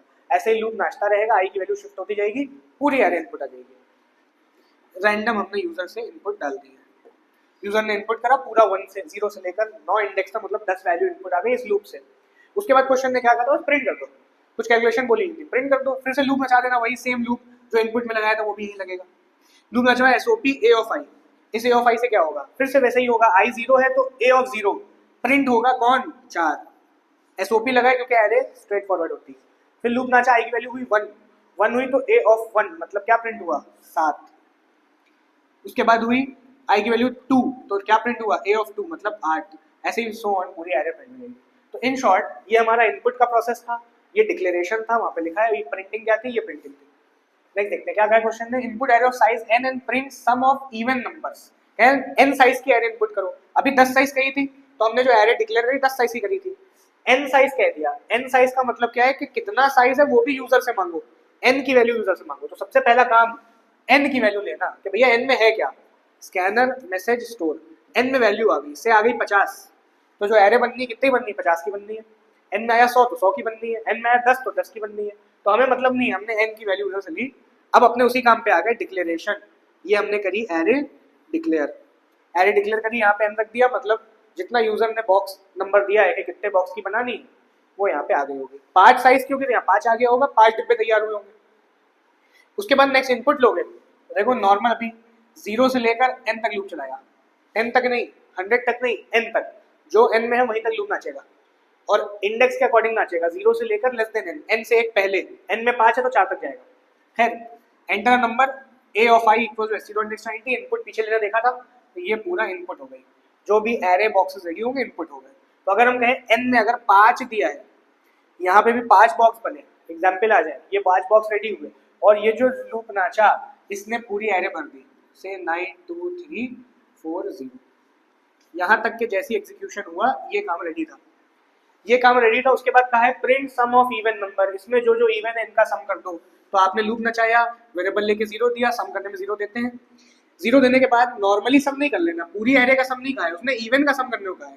इवन चेक कर लो, कैसे चेक होगा, इफ ए ऑफ आई, आपको जब भी एलिमेंट्स यूज करने हैं ना तो ए ऑफ आई लिखना पड़ता है, ठीक है। सिर्फ ए लिखने से काम नहीं चलेगा, आई लिखने से काम नहीं चलेगा। ए ऑफ आई से वैल्यूज उठेंगी 9 2 3 4 0 उठती जाएंगी, चेक होगी। इवन कैसे चेक होगा, if A of I percentage 2 double equal 0, जब भी इवन चेक करना होता है ऐसे लगाया जाता है। हमारा अगर नंबर 2 से कंप्लीटली डिवाइड हो जाए, if A of I percentage 2 double equal 0 मतलब इवन है, और इवन मिलते ही ऐड कर लेना है, s equals to s plus A of I, जो नंबर इवन है उसको ऐड कर लो। लूप खोला था 1, पूरा लूप नाचेगा, सम होके s में आ जाएगा। किसका सम होगा, सिर्फ इवन का, क्योंकि इफ के बाद हमने सम लगाया, जो ऑड होंगे वो स्किप हो जाएंगे। अच्छा पूरा लूप नाच गया, सम प्रिंट भी तो करो, तो लूप के बाद प्रिंट कर देना system println s public 1 class 1। Next देखते हैं क्वेश्चन देखा, input array of size n, तो भैया n लिया, एरे डिक्लेयर करी, यहाँ तक काम करा, एरे इनपुट हो गई। इनपुट होने के बाद find greatest and smallest in that array, कहते हैं सबसे बड़ा नंबर सबसे छोटा नंबर। मान लेते हैं रैंडम इनपुट आई यूजर से 5 साइज की एरे थी, एग्जांपल ले लेते हैं, तो हमें ऐसे तो दिख रहा है सबसे बड़ा नंबर कौन है, ग्रेटेस्ट है हमारा 9, स्मॉलेस्ट है हमारा 1, ऐसे तो देख के बता देंगे इंस्पेक्ट करके, पर हमें क्वेश्चन ने कहा है निकालो और प्रिंट करो, find greatest smallest in that array, find करो प्रिंट करो। कैसे करेंगे, आप क्या करना, पहले इस वाले को सबसे बड़ा और इसी को सबसे छोटा मान लेना। क्या करें, एक वेरिएबल लेना, उसको दिया a ऑफ 0, भैया अभी तुम ही सबसे बड़े हो, ठीक है, और एक और वेरिएबल लिया, उसको भी दिया a ऑफ 0, मतलब g में भी 2 है, s में भी 2 है, क्या हमने कहा अभी 2 ही सबसे बड़ा है और 2 ही अभी सबसे छोटा है। इसके बाद क्या करना, इसके बाद पूरी एरे में चलो, लूप लगाओ, पूरी एरे ट्रैवल करो, ट्रैवल करने के बाद देखो g से कोई बड़ा मिल जाए तो g में कैच कर लो, s से कोई छोटा मिल जाए s में कैच कर लो। क्या बोला हमने, लूप नचाया for 90i equals to 0, i less than n, i plus plus, bracket खोला, चेक करा, if a of i is greater than g, अगर हमारा वैल्यू जो कि ये सारी वैल्यूज की बात हो रही है, a ऑफ i लेकर सबकी बात हो रही है, g से बड़ी है अगर कोई भी वैल्यू तो हम g में कैच कर लेंगे, g equals to a of i। इससे क्या होगा, पहली बार में तो जी में 2 होगा, लेकिन जब ये पूरा यहाँ से यहाँ तक लूप रुकेगा चल के तो जी में 9 होगा, क्योंकि जो बड़ा मिल रहा है जी उसको कैच करे ले रहा है। तो बड़ा मिलने का मतलब यही तो होगा कि 2 से बड़ा 3 मिलेगा तो जी उसको कैच कर लेगा। फिर 3 से ही बड़ा 9 मिलेगा तो जी उसको कैच कर लेगा। 9 के बाद एक बड़ा होगा नहीं, स्किप करेगा। 9 के बाद 5 भी बड़ा नहीं होगा तो स्किप करेगा। लूप रुका तो जी में क्या है 9, पहले 2 था, यहाँ 2 दिया आपने, पर लूप नाच के रुका तो 9 है, तो ग्रेटेस्ट मिला। ऐसे ही स्मॉलेस्ट भी ढूंढा जाता है। If a of i is less than s, ठीक है, अगर हमारी वैल्यू कोई भी s से छोटी है तो उसको s में कैच कर लो, s equals to a of i। Loop खुला था यहाँ बंद, ये पूरा लूप नाचेगा, जी में ग्रेटेस्ट हो जाएगा, s में स्मॉलेस्ट हो जाएगा। पहले कुछ भी दिया था उससे मतलब नहीं, ठीक है, वो ट्रिक थी हमारी कि हमने पहले शुरुआत में दिया। ये लूप से हमारा ग्रेटेस्ट स्मॉलेस्ट मिल गया। लूप के बाहर प्रिंट कर देना systrut.println, ग्रेटेस्ट मैसेज देना g, फिर systrut.println स्मॉलेस्ट मैसेज देना और प्रिंट करना s को, पब्लिक में क्लास में। नेक्स्ट देखते हैं क्या कह रहा है। Input array of size and search for a number input by user using linear search technique. अच्छा, लीनियर सर्च टेक्निक क्या होती है? एग्जांपल मानते हैं 5 साइज की एरे है, एग्जांपल मानिए हमारी कोई रैंडम एरे है और इसमें हम एक नंबर को ढूंढना है, में से हम 4 को ढूंढ रहे हैं, तो हम देखेंगे यहाँ पे क्या प्रेजेंट है, यहाँ पे क्या प्रेजेंट है, यहाँ पे क्या प्रेजेंट है और यहाँ पे प्रेजेंट है, मिल जाएगा। 4 को हम पूरी एरे में ढूंढेंगे, मिल जाएगा, ठीक है।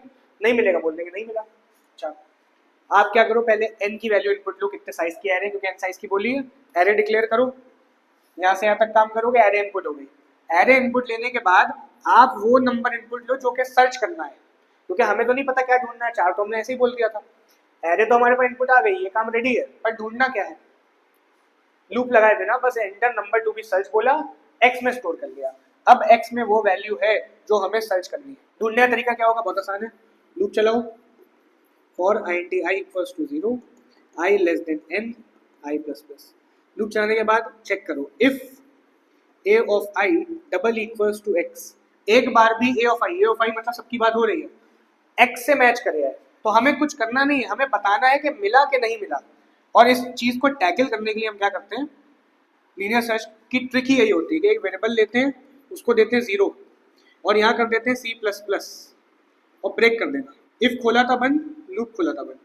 क्या मतलब है इसका, ये पूरा लूप नाचेगा, एक बार भी अगर a ऑफ i x से मैच कर गया तो C++ हो जाएगा, C++ मतलब C 0 से 1 हो जाएगा, और ब्रेक से क्या होगा, लूप एग्जिट हो जाएगा। तो ये पूरा लूप नाचेगा। अगर C++ हुआ तो इसका मतलब ये इफ ट्रू हुई, और इफ ट्रू हुई तो मिला, जो भी आप ढूंढ रहे हो वो एरे में मिला। और अगर ये लूप पूरा नाचा, C 0 ही रहा, इसका मतलब जो आप ढूंढ रहे थे वो नहीं मिला। तो ये C हमें इंडिकेट करेगा कि हमें सर्चिंग सक्सेसफुल हुई है कि नहीं हुई है। अगर इफ ट्रू हुई है तो C 1 हो चुका होगा, अगर इफ ट्रू नहीं हुई तो C 0 ही रहा, मतलब इफ फॉल्स होती गई तो C++ भी नहीं हुआ। खैर ये पूरा लूप नाच के रुका, चेक कर लो, if C double equals to 1 आया है, बोल दो systrut.println फाउंड, एल्स लगाओ, बोल दो systrut.println search not successful, public बंद, क्लास बंद। नेक्स्ट देखते हैं, can input array of size and sort in ascending order using selection sort technique. Sort करने का मतलब क्या होता है, अरेंज करना, एक ऑर्डर में लगाना।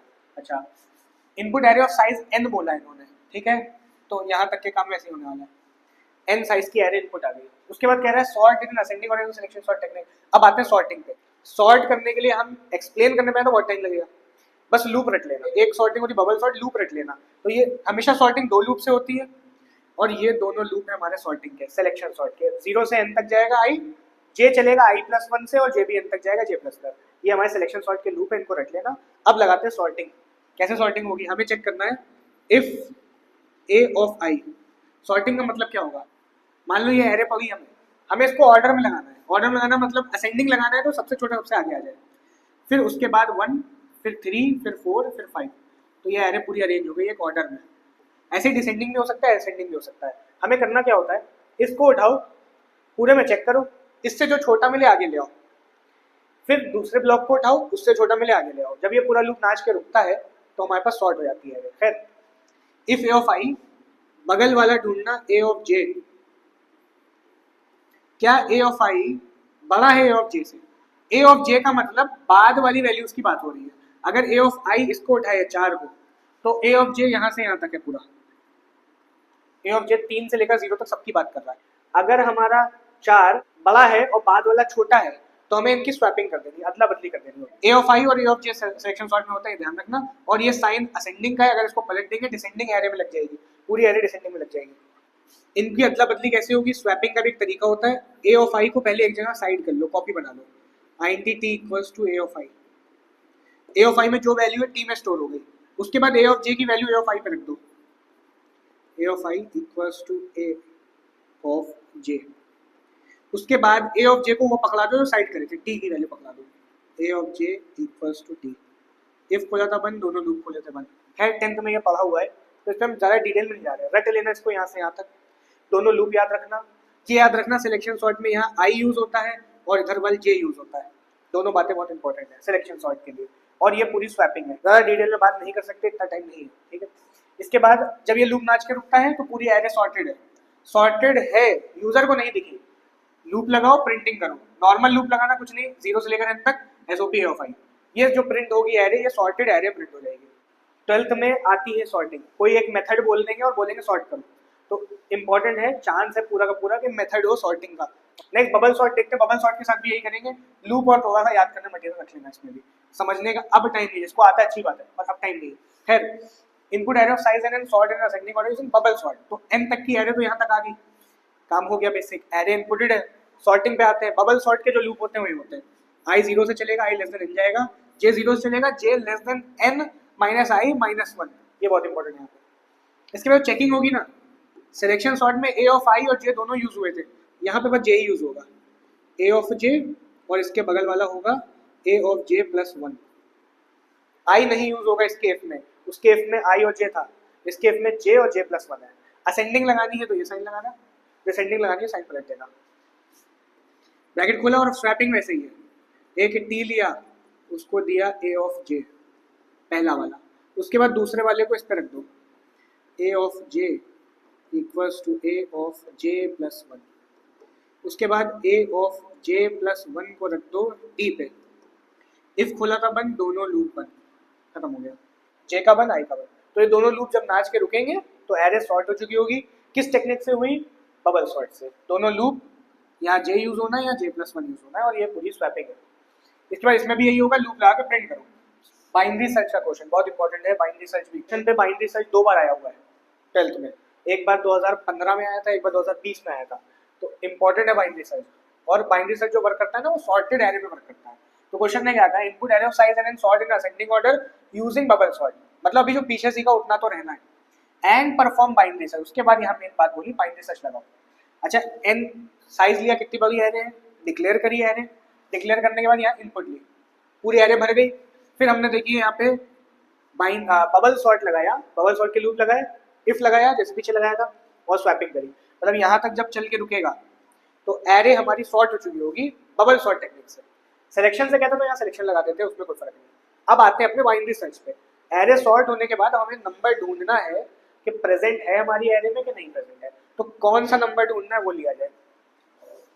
मैसेज दिया SOP enter value to search, value लो जो ढूंढवानी है, उसको हमने int x equals to sc dot next time, उसको हमने x में स्टोर कर लिया। अब हमारे पास x में वो वैल्यू है जो सर्च करनी है, बस बाइनरी सर्च लगानी है। लीनियर सर्च पीछे देखी थी, लीनियर सर्च सिंपल थी, सीधा लूप चलाओ हो गया। बाइनरी सर्च सिंपल नहीं है। बाइनरी सर्च कैसे काम करती है वो देखते हैं। मान लेते हैं एक हमारी एरे है, सॉर्टेड एरे है, इसमें 2 पॉइंट डिसाइड करे जाते हैं। पहले एक लो पॉइंट होता है और एक हाई पॉइंट होता है। लो हमेशा इधर, पहले हाई उधर, फिर इसमें निकाला जाता है मिड, और मिड में ढूंढा जाता है वैल्यू प्रेजेंट है कि नहीं। एग्जाम्पल हम ढूंढ रहे हैं 10 को, अगर 10 ढूंढ रहे हैं ना, तो लो और हाई के बीच की वैल्यू निकाली, पता चला वहीं पे पॉइंट कर रहा है। मिड हमारा 10 को ही पॉइंट कर रहा है, 10 ही को ढूंढ रहे थे, खत्म हो गया था, मिड में मिल गई, वैल्यू खत्म। अच्छा, अगर हम ढूंढ रहे होते 6 को, एग्जाम्पल, तो अगर 6 को ढूंढ रहे होते तो पहली बार मिड में ढूंढते, ना मिलती तो क्या करते, हम चेक करते कि जिसको हम ढूंढ रहे हैं क्या वो मिड की वैल्यू से छोटी है या बड़ी है। पता चला जिसको हम ढूंढ रहे हैं वो मिड की वैल्यू से छोटी है। अगर वो छोटी है तो वो इधर के पोर्शन में होगी, ये ऑब्वियस है। क्यों ऑब्वियस है? कि असेंडिंग ऑर्डर में एरे सॉर्टेड है। तो अगर असेंडिंग ऑर्डर में एरे सॉर्टेड है तो हमें बस हाई को खिसका के रख देना है, कहाँ, यहाँ पे, मतलब हाई यहाँ पे आ जाएगा, फिर से मिड निकलेगा, फिर ढूंढा जाएगा, और ये प्रोसेस रिपीट हो जाएगा। अगली बार मिड में मिल गया तो काम खत्म। खैर, इतना हमें दिमाग नहीं लगाना है, हमें बस यही काम करना है कि मिड में मिला, अच्छी बात है, नहीं मिला तो चेक करो क्या जिसको ढूंढ रहे हो वो मिड से छोटा है कि बड़ा है। अगर छोटा है तो इधर पोर्शन में होगा, हाई को वहां से हटा के यहाँ रख दो। ठीक, दूसरी सिचुएशन क्या हो सकती है, मान लो हम 16 को ढूंढ रहे थे, 6 नहीं ढूंढ रहे 16, तो मिड में ढूंढते 10 पे नहीं मिला, नहीं मिला तो कोई बात नहीं, चेक करो जिसको ढूंढ रहे हो बड़ा है मिड से कि छोटा है, मतलब मिड के वैल्यू से बड़ा है, मिड की वैल्यू से बड़ा है तो असेंडिंग में तो लगी है, तो अब की इधर होगा, इधर होने के चांस नहीं है, तो लो को खिसका दो कहाँ, यहाँ पे, बस इतना काम ही करना होता है। खैर, तो पहले पॉइंट डिसाइड करते हैं, एक लो पॉइंट ले लिया उसको दिया 0, एक हाई पॉइंट लिया उसको देंगे क्या, n साइज की एरे है ना हमारी, तो हाई पॉइंट को देंगे n-1, एक मिड ले लिया जो कि अभी के लिए खाली है, लूप लगाया। अच्छा, इसका जो लूप चलता है वो कैसे चलता है, जब तक लो इधर है और हाई इधर है लूप चलता रहे, ये गेट की तरह लूप चलता है, जैसे ये बंद हो जाते हैं काम खत्म, मतलब लो इधर है हाई इधर है लूप चलता रहे, अभी इधर या तो शिफ्ट होगा या उधर शिफ्ट होगा, धीरे धीरे शिफ्ट होते होते हाई इधर आ जाए लो उधर निकल जाए, हाई जो कि उधर था राइट साइड वो लेफ्ट साइड आ जाए, और लो जो कि लेफ्ट साइड था वो राइट साइड चला जाए, तो लूप बंद हो जाए, ये इसका मैकेनिज्म होता है। खैर, तो लूप क्या लगता है, जब तक लो छोटा या बराबर है हाई के तो चलता रहे, जैसे ही लो की वैल्यू बड़ी हो जाए हाई से लूप रुक जाए, सिंपल, जैसे ही लो की वैल्यू हाई से बड़ी हो जाए लूप रुक जाए, और अगर लो छोटा या बराबर है हाई के तब तक चलता रहे। ब्रैकेट खोला, मिड निकालना, मिड कैसे निकलेगा, mid equals to low plus H, low और हाई को प्लस करो हाफ कर दो, मिड की वैल्यू आ जाएगी, low plus H divide by 2। इसमें चेक करो क्या मिड में मौजूद है, if A of M double equals to X, अगर ए ऑफ एम मतलब मिड में, अगर हमारे पास मिड में एक्स मिल गया, लीनियर सर्च वाला काम लगाना, सी प्लस प्लस ब्रेक, काम खत्म कर दो, हो गया काम, सी को ले लेना और दे देना 0, मिल गया तो बहुत अच्छी बात है, खत्म हो गया, नहीं मिला तो आपको क्या चेक करना पड़ेगा, जैसे यहाँ पे हम लोगों ने सोचा था, if x is greater then a of m, अगर हमारा x a ऑफ m से बड़ा है, इसका मतलब हमारी वैल्यू इधर पोर्शन में नहीं होगी, असेंडिंग में लगी है, इधर पोर्शन में होगी, तो हमें लो को किसका देना, मिड के एक आगे, तो लो इंडेक्स को किसका देना, मिड इंडेक्स के एक आगे, जैसे यहाँ पे बताया था वैसे ही करा गया इम्प्लीमेंट। दूसरा लगाना, if x is less than a of m, अच्छा एलसिफ यूज करना, एलसिफ अगर x छोटा है ऑफ m से मतलब आगे के पोर्शन में होगा, आगे के पोर्शन में तो हाई को किसका दो इधर, high equals to m minus 1, m से एक कम यहाँ पे लाके रख दिया, बस काम खत्म हो गया, वाइल खुला था बंद, पूरा लूप नाचेगा वाइल वाला, अगर C++ हुआ है तो फाउंड है, C++ नहीं हुआ तो नॉट फाउंड है, तो काम वैसे ही करना है, if C double equals to 1, loop के बाहर चेक किया जाएगा कि क्या हमारा C 1 है, मैसेज देना system.println फाउंड, एल्स मैसेज देना system.println नॉट फाउंड, लिख बंद, क्लास बंद, कंप्लीट हो गया। अभी यही डिसेंडिंग ऑर्डर में अगर हमारी एरे होती तो असेंडिंग में थी, तो ये जो दोनों लाइनें हैं ये स्वैप हो जाती, मतलब ये लाइन और ये लाइन, इस वाले इफ में ये लाइन आ जाती और इस वाले इफ में ये लाइन आ जाती, दिमाग लगाओगे समझ में आ जाएगा, क्योंकि डिसेंडिंग होती ना, तो जब छोटा होता तो इधर ना लाई करता उधर लाई करता, बस। खैर, डिसेंडिंग है तो ये दोनों स्वैप हो जाते हैं, ठीक है, ये बहुत इंपॉर्टेंट है, ऑब्जेक्ट पासिंग के ऊपर बार बार इस पे क्वेश्चन देखने को मिल रहा है। कहना write a program to merge array of size 7 and 3, कह रहे दो साइज की एरे है, एक 7 साइज की और एक 3 साइज की, इनको मर्ज कर दो, मर्ज कर दो मतलब एक बड़ी एरे बना दो 10 साइज की, क्योंकि 7 की और 3 की तो दूसरी एरे होगी 10 साइज की, 10 साइज की जो एरे बनेगी उसमें इसके सातों एलिमेंट और इसके तीनों एलिमेंट आ जाएंगे, मतलब यहाँ नंबर है 1 2 6 2, यहाँ है 1 9 3, तो पहले इसके सातों एलिमेंट आ गए, इसके तीनों एलिमेंट आ गए, ये मर्ज्ड एरे रेडी हो गई। ये काम करना है, कैसे मर्ज करेंगे, देखो पहले हमने एक एरे बनाई जिसको डिक्लेयर करा 7 साइज से, एक दूसरी एरे डिक्लेयर करी 3 साइज की, एक तीसरी एरे डिक्लेयर करी 10 साइज की, इसके बाद स्कैनर लगाया, दोनों एरे इनपुट लो 7 वाली और 3 वाली, एक लूप चलाया 7 साइज तक के, एंटर वैल्यू बोल के a ऑफ i स्टोर कर लिया, इसका मतलब हमारी पहले वाली एरे इनपुट हो गई, ये वाली। इसके बाद फिर हमने लूप चलाया और ये 3 साइज तक चलाया, फिर मैसेज देके b वाली एरे भर ली, तो हमारी दूसरी एरे भी इनपुट हो गई। अब 2 एरे तो हो गई, सी वाली एरे भी इनपुट ले गया, सी एरे इनपुट थोड़ी लेनी है, सी एरे हमें ए और बी को मर्ज करके बनानी है, कैसे बनाया जाए, आपको क्या करना है, लूप चला देना है, for int i equal 0 i less then 10, third array के साइज के अकॉर्डिंग लूप चलाया, ठीक है, तीसरी एरे के लूप के अकॉर्डिंग मतलब सी वाली, उसके बाद पहले 7 एलिमेंट हमें ए वाली एरे के भरने हैं सी में, तो यहाँ एक इफ डाल दो, if i less than equals to 6, पहले 7 एलिमेंट कहाँ तक होंगे, 6th इंडेक्स तक होंगे, पहला इंडेक्स होगा 0, फिर 1 2 3 4 5 6, तो एरे का साइज तो 7 है पर इंडेक्स 6 है, इसीलिए यहाँ पे i less than equal to 6 लगाया और यहाँ लगाना c of i equals to a of i। ठीक है, i का लूप नाचेगा जब तक i की वैल्यू 6 से छोटी या बराबर है, c वाली एरे a वाली एरे से भरी जाएगी। इसके बाद लगाया एल्स लगाने का मतलब क्या है कि अब हम लोग आगे की 7 वैल्यू भर चुके हैं, ये यहाँ तक भर गए, बचे हुए एलिमेंट भरने हैं, दूसरी एरे से भरने हैं, तो एल्स में जाएगा तो c of i equals to b of i मत लिखना, b ऑफ i लिख दिया तो गलत हो जाएगा। क्यों गलत हो जाएगा? क्योंकि जब एल्स में गया ना तो i की वैल्यू 6 से ऊपर है, i में 7 इंडेक्स होगा, 8 इंडेक्स होगा, 9 इंडेक्स होगा, है ना, क्योंकि हम तो c के अकॉर्डिंग लूप चला रहे हैं। एल्स में जाने का मतलब है कि i 6 से ऊपर है और b वाली एरे जो है हमारी, ये b वाली एरे थी, इसके हमें 0 1 2 शुरू से इंडेक्स ऐड ऑन करने हैं, शुरू से इंडेक्स चलाने हैं, तो यहाँ पे i लिख दिया तो गलत हो जाएगा। इसलिए एक वेरिएबल लेना बाहर k, उसको देना 0, यहाँ लगाना k प्लस प्लस। इससे क्या होगा, b वाली जो एरे चलेगी वो 0 इंडेक्स से चलेगी। खैर लूप खोला था यहाँ पर, पूरा लूप नाचेगा, मर्ज होकर c वाली एरे हमारी रेडी हो जाएगी। अभी इस बात पे बात कर लेते हैं। खैर अब क्या करना है, एरे प्रिंट कर दो, c वाली एरे प्रिंट कर दो। लूप चलाया वापस से 0 i less then 10 i plus plus SOP c of i, loop बन पब्लिक बन क्लास बन। अब आते हैं 2D एरे पे, इंपॉर्टेंट है 2 डायमेंशनल एरे। 2D एरे क्या होगी, बस इसमें रोज भी होंगे, कॉलम्स भी होंगे, इसमें भी वही काम है, डिक्लेरेशन, इनपुट और कोई भी कैलकुलेशन वगैरह। तो खैर अभी क्वेश्चन में कहा input 2D array of size n cross m। n cross m का मतलब ये रो होती है, कॉलम होती है। अगर n में 3 है और m में 4 है तो 3 क्रॉस 4, 3 रो 4 कॉलम, कुछ ऐसी 3 रो 4 कॉलम। खैर n प्रिंटेड, तो काम वैसे ही पहले डिक्लेयर करना। अच्छा, डिक्लेयर से पहले n की और m की वैल्यू लेना, तो स्कैनर मैसेज n की वैल्यू ली और m की वैल्यू भी इनपुट करी, रो और कॉलम आ गए। अब एरे डिक्लेयर होगी तो int a 2 ब्लॉक लगाए जाते हैं, 1D एरे में 1 लगता है, 2D में 2 लगते हैं। न्यू int यहाँ रो और कॉलम n और m, तो जब ये हम लाइन लिखेंगे तो ये रेडी हो जाएगा। ये हमारी a नाम की एक 2D एरे हो गई। एग्जाम्पल के लिए n में 3 और m में 5 4 मान के हमने ये बना दी।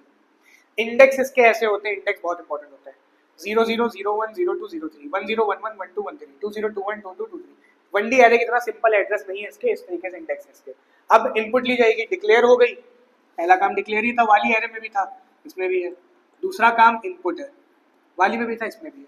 इनपुट कैसे होगी, एक लूप से नहीं काम होता 1D में, 2D एरे में 2 लूप से काम होता है, क्योंकि रोज भी हैं और कॉलम्स भी हैं। अभी जब 2 लूप पढ़े थे तो ऐसे ही बॉक्स नजर आया था उसमें पैटर्न्स में, है ना, तो ये वैसे ही लूप चलता है। i 0 से लेकर n तक, j 0 से लेकर m तक, ये रो तक, ये कॉलम तक, ठीक है। a of ij equal sc dot next int, इससे क्या होगा, पूरी एरे इनपुट हो जाएगी, रैंडम इनपुट इसके अंदर आ जाएंगे, ठीक है। ये हमारी हो गई एक array input, 2D array input. इसके बाद क्वेश्चन है प्रिंट इट, प्रिंट करा दो, फिर से 2 लूप लगाना, वैसे ही i का लूप रो के नंबर तक, j का लूप कॉलम के नंबर मतलब m तक, i 0 से n तक, j 0 से m तक। इसका प्रिंटिंग कैसे देनी है, यहाँ लगाना SOP जैसे पैटर्न्स में करा था, और यहाँ लगाना a ऑफ ij।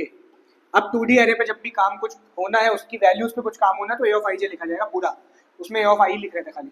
j का लूप बंद, फिर लगाएंगे एक SOP ln जैसे पैटर्न्स में लगाते थे, और फिर i का लूप खोला था बंद, पब्लिक बंद, क्लास बंद, कंप्लीट हो गया। ये एरे का साइज लिया गया है, डायरेक्ट पता होता है यहाँ डायरेक्ट रखते। ये एरे को डिक्लेयर किया गया है, ये एरे इनपुट करी गई है यहाँ पे, और ये एरे प्रिंट करी गई है, तो इसी फॉर्मेट में प्रिंट हो जाएगी एरे। नेक्स्ट देखते हैं, input array of size n cross m, print square of each element. फिर से n m का साइज लिया, एरे डिक्लेयर करी, इनपुट ली, पूरी एरे भर के रेडी है। एग्जाम्पल ये। इसके बाद हमें क्या करना है, square of each element. Square of each element मतलब पहला 9 है, 9 नहीं प्रिंट करना, 9 9 से 81 प्रिंट करना, फिर 5 है, 5 5 से 25 प्रिंट करना, फिर 9 है तो 81 प्रिंट करना, एंड सो ऑन, सबका स्क्वायर करके प्रिंट करना है। अच्छा, इनपुट के बाद फिर से 2 लूप लगाए क्योंकि प्रिंटिंग करनी है। प्रिंटिंग अभी पीछे सीखी, SOP लगाओ। स्क्वायर कैसे होगा, इफ SOP में a of ij into a of ij कर दो, क्या होने लगेगा, स्क्वायर होने लगेगा। j का लूप खुला था बंद, SOP ln लगाओ जैसे लगाया था, i का लूप बंद, पब्लिक बंद, क्लास बंद, कंप्लीट हो गया। इसके बाद input array of size nm and print left diagonal. अब की nn साइज की है, मतलब अगर n में 3 है तो 3 cross 3, same row same column की एरे है। तो अब की देखो सिर्फ n ही इनपुट लिया गया है, m नहीं लिया गया, तो फिर रो और कॉलम सेम है।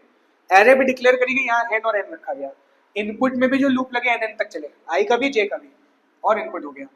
मैसेज वाला काम रह गया, यहाँ मैसेज डाल देना SOP enter value of array. पीछे भी रह गया था, ठीक है पीछे भी रह गया था, यहाँ पे मैसेज जरूर डालना है SOP enter value of array.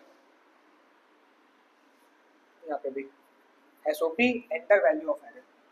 यहाँ तक के एरे इनपुट होकर रेडी है, जैसे ये दिख रही है यहाँ तक का एग्जीक्यूशन होगा, इतना रेडी है। अब लेफ्ट डायगोनल प्रिंट करना है। लेफ्ट डायगोनल क्या होता है हमारा, ये 962। तो क्वेश्चन है प्रिंट कर दो, तो हमें ऐसे कुछ प्रिंटिंग देनी है। जब भी कुछ स्पेसिफिक काम करना होता है, कुछ चीज़ों पे करना है, कुछ चीज़ों पे नहीं करना है, हम लोग इफ एल्स यूज करते हैं। तो यहाँ पे भी इफ एल्स यूज करेंगे, हमें सिर्फ राइट डायगोनल, हमें सिर्फ लेफ्ट डायगोनल को ही प्रिंट करना है। अच्छा ये हमारा लेफ्ट डायगोनल है, कैसे प्रिंट होगा, इंडेक्स के साथ इसमें सारा खेल होता है और बहुत आसान है। देखो ये जो हमारा आगे वाला होता है ना, ये आई होता है, और जो बाद वाला होता है ये जे होता है। तो लेफ्ट डायगोनल पे देखो तो हमारे दोनों मैच कर रहे हैं, 0 0 1 1 2 2 पूरे में, और ऐसा नहीं है। तो आई और जे मैच करें तो लेफ्ट डायगोनल मिलता है। ठीक है, यहाँ लगा देना if I double equals to J. जैसे ही आई और जे मैच करें मतलब लेफ्ट डायगोनल मिला, SOP A of I J, उसको क्या कर दो, उसको कर दो प्रिंट। फिर एक एल्स लगाना, एल्स लगाना मतलब जहाँ पे लेफ्ट डायगोनल नहीं है वहाँ दो कोट्स मतलब स्पेस दे दी, जे का खोला था यहाँ पर।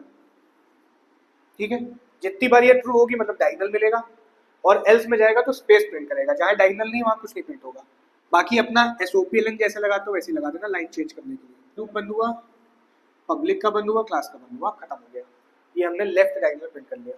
नेक्स्ट देखते हैं, क्वेश्चन देखा राइट डायगोनल प्रिंट करो। ठीक है, सेम क्वेश्चन है, बस राइट डायगोनल प्रिंट करना उसने हमसे कहा है। तो राइट डायगोनल ये होता है। ठीक है, कैसे राइट डायगोनल प्रिंट करना है, फिर से वही इफ के साथ ही कंडीशन डालनी है। यहाँ तक करा तो एरे इनपुट है, SOP का मैसेज यहाँ पे डाल देना एंटर एरे। ठीक है, दो लूप लगाए, इफ में क्या डाला जाए, क्या आई डबल इक्वल्स टू जे डाल दें, पर इससे तो वही हो जाएगा, डायगोनली प्रिंट हो जाएगा। राइट डायगोनल कंडीशन क्या होती है, आसान होती है। तुम देखना एरे का साइज क्या है, एरे का साइज है 3 क्रॉस 3। 3 ना मान के इसको मानना 2, क्योंकि इंडेक्स जो होते हैं वो तो एक कम होते हैं, तो 2 साइज, साइज से एक कम। इन दोनों को अगर तुम प्लस करो देखो 2 आ रहा है, और कहीं ये सेटिस्फाइड नहीं होगा।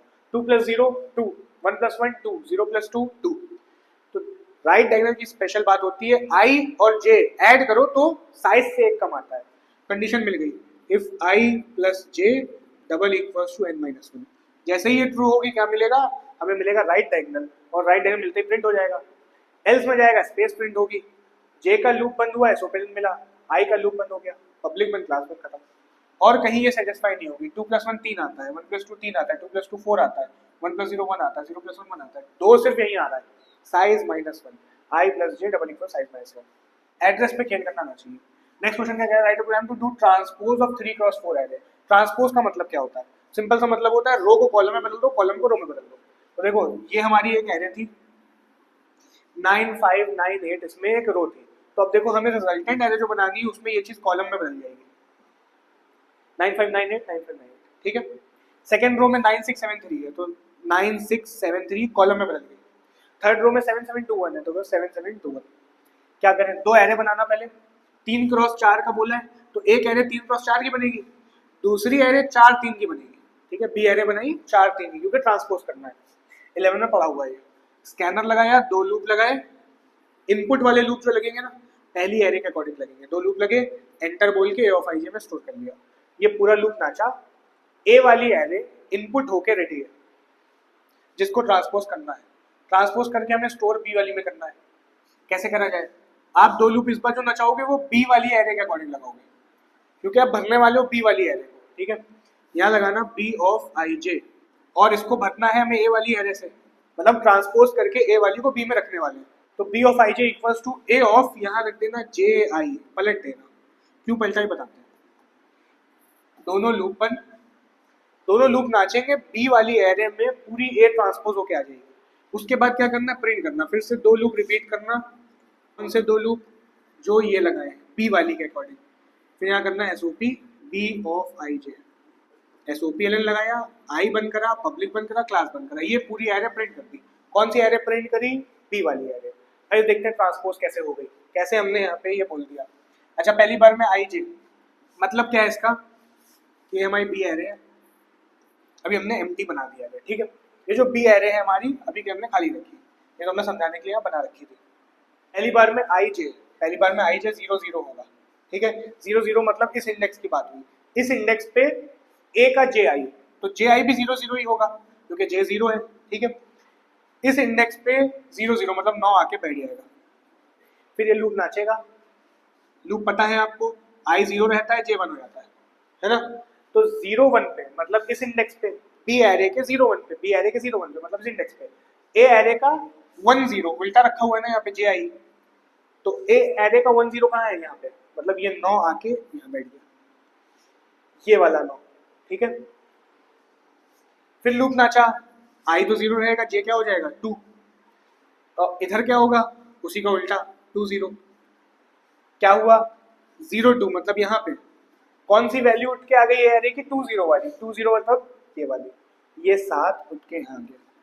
तो देखो एक कॉलम जो था वो रो में बदल गया, ऐसे ही दूसरा कॉलम इधर रो में बदल जाएगा, तीसरा कॉलम इधर रो में बदल जाएगा, लास्ट कॉलम इधर रो में बदल जाएगा, तो बात वही आ जाएगी, सारे रो कॉलम में हो जाएंगे, कॉलम रो में हो जाएंगे, काम कर रहा है हमारा।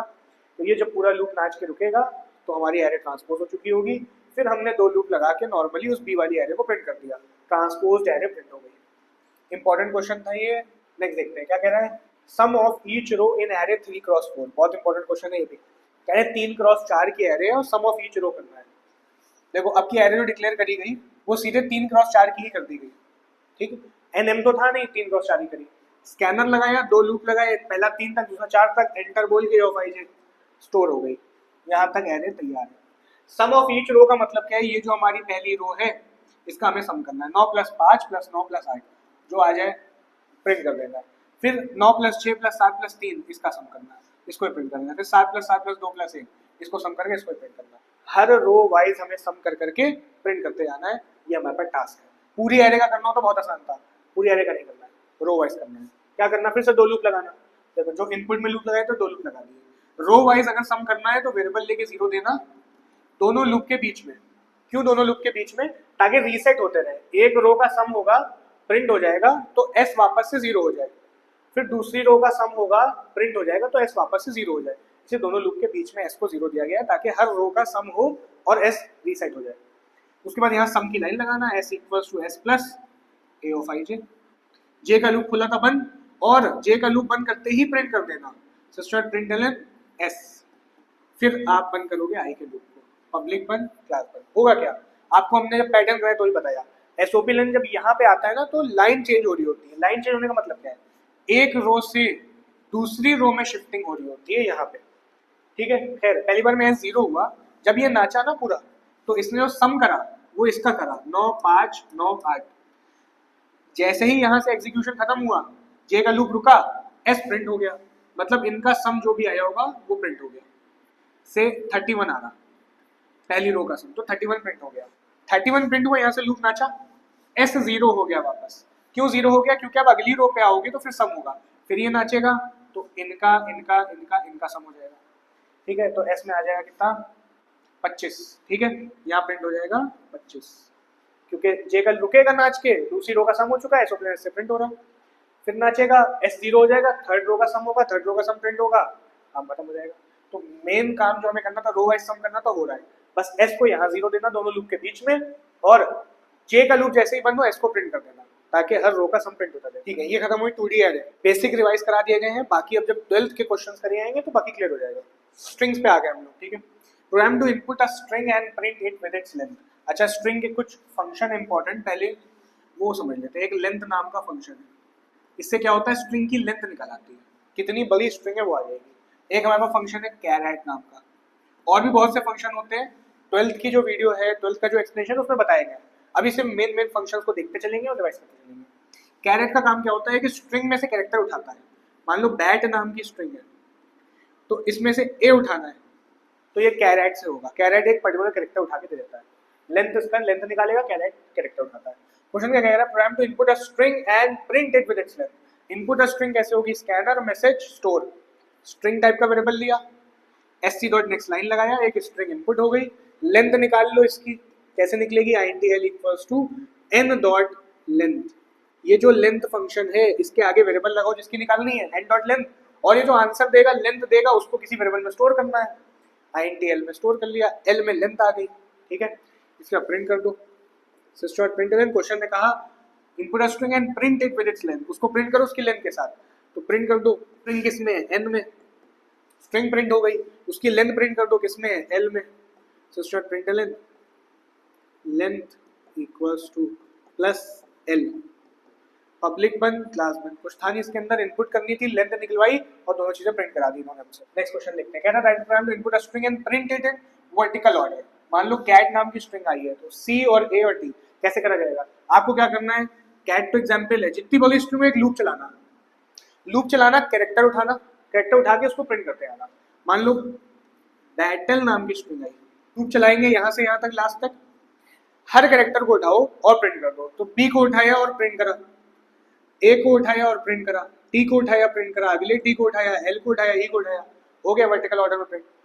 और जब भी लूप चलाना होता है स्ट्रिंग के ऊपर, तो स्ट्रिंग इनपुट लेने के बाद उसकी लेंथ निकाली जाती है, क्योंकि हमें नहीं पता वो कितनी बड़ी स्ट्रिंग है, कैट है, बैटल है, क्या है, तो लेंथ निकाली, लेंथ निकालने के बाद लूप चला देना। लूप कैसे चलता है स्ट्रिंग के ऊपर, I equals to 0, I less than L, I plus plus, loop चलाया 0 से लेकर आई लेस देन एल तक। लेस देन एल क्यों, लेंथ जो निकलेगी वो एक्स्ट्रा निकलेगी। अगर हम कैट की लेंथ निकालें तो लेंथ होगी इसकी 3, पर इंडेक्स वैसे ही होते हैं 0 1 2, ठीक है, सी का 0, ए का 1, टी का 2, तो लूप चलेगा 0 से लेकर लेस देन एल तक, मतलब 0 से 2 तक। इसके बाद क्या करना, कैरेक्टर उठाना है। कैरेक्टर कैसे उठाए, कैरेट फंक्शन देखा था, उसका काम है कैरेक्टर उठा के दे देता है। आपको कैरेक्टर उठा के वो कैर टाइप की वेरिएबल में स्टोर करना पड़ेगा, तो हमने लिया कैर सी इक्वल्स टू स्ट्रिंग किसमें, एन में, तो यहाँ लगाओ एन डॉट कैर एट, कौन कौन सा उठाना है, लगा देना आई। आई से क्या होगा, पहली बार में आई 0 होगा, तो अगर कैट का एग्जाम्पल ले तो एन डॉट कैर एट आई मतलब 0 का कैरेक्टर, कौन सा उठा, सी, ठीक है।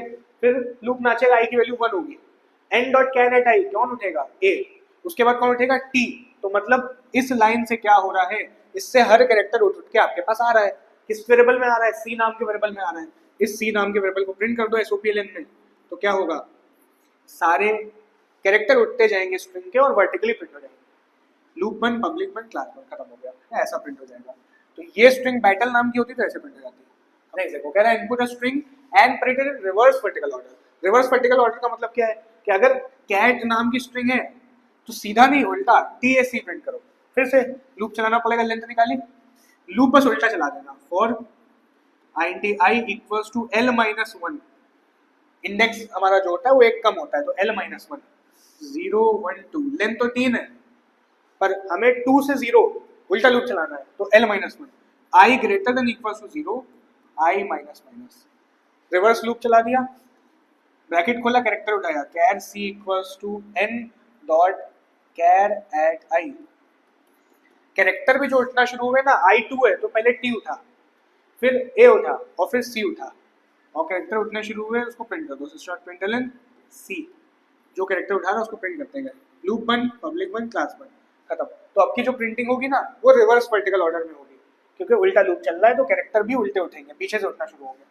इसके बाद कुछ कैरेक्टर के फंक्शंस की बात कर लेते हैं। स्ट्रिंग के फंक्शन की बात 12th वाली वीडियो में करी हुई है, उसमें स्ट्रिंग के फंक्शन देख लेना। स्ट्रिंग के फंक्शन बहुत इंपॉर्टेंट होते हैं क्योंकि सारा स्ट्रिंग्स पे काम फंक्शन पे ही होता है। ये कैरेक्टर के फंक्शन है, कैरेक्टर पे वर्क करेंगे। कैरेक्टर डॉट इज लेटर क्या करेगा, बस चेक करता है कि लेटर है कि नहीं, लेटर है तो ट्रू दे देगा वरना फॉल्स दे देगा। लेटर मतलब एबीसीडी टाइप।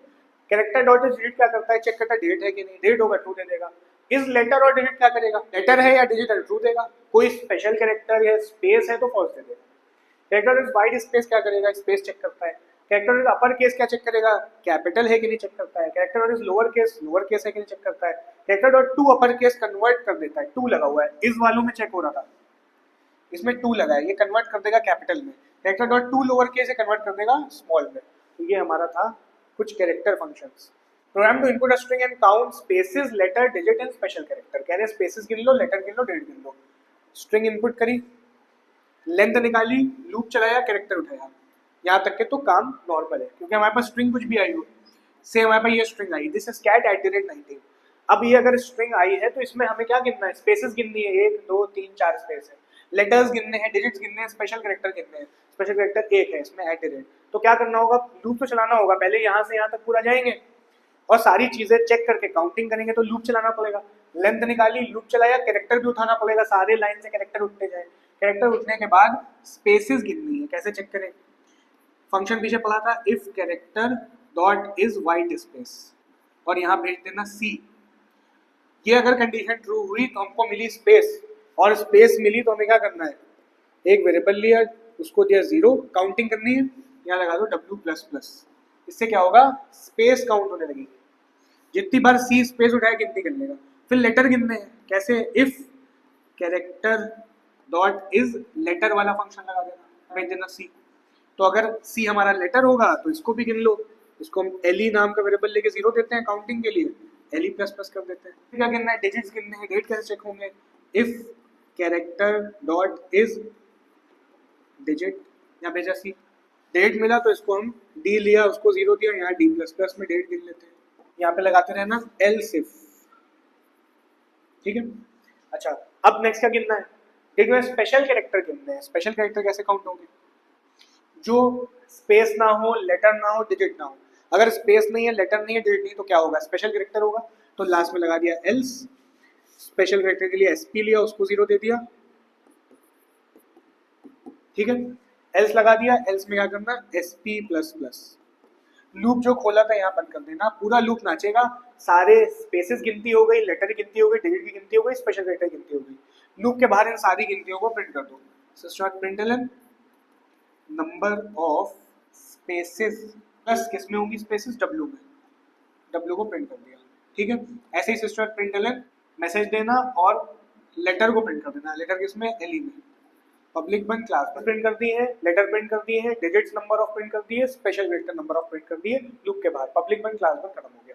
नेक्स्ट देखते हैं, write program to input a string and reverse it to check if it is a palindrome और नॉट। पैलिंड्रोम स्ट्रिंग क्या होगी, मान लो स्ट्रिंग मिली मैडम, तो अगर इसको हम रिवर्स करें तब भी क्या बन रही है, मैडम, तो ये एक पैलिंड्रोम स्ट्रिंग है। तो क्या करना है, रिवर्स करना है। अच्छा, इनपुट करिए स्ट्रिंग, लेंथ निकाली, लूप चलाया, लूप कैसे चलाओ, उल्टा लूप चला दो, अभी रिवर्स करना पीछे देखा भी था, उल्टा लूप चलाओ तो रिवर्स हो जाएगी, I-। स्ट्रिंग के ऊपर रिवर्सिंग करने में वो वाइल वाला n/10 और पिक करने वाले वो सब नहीं लगता है, बस उल्टा लूप चलाओ, स्ट्रिंग रिवर्स होगी।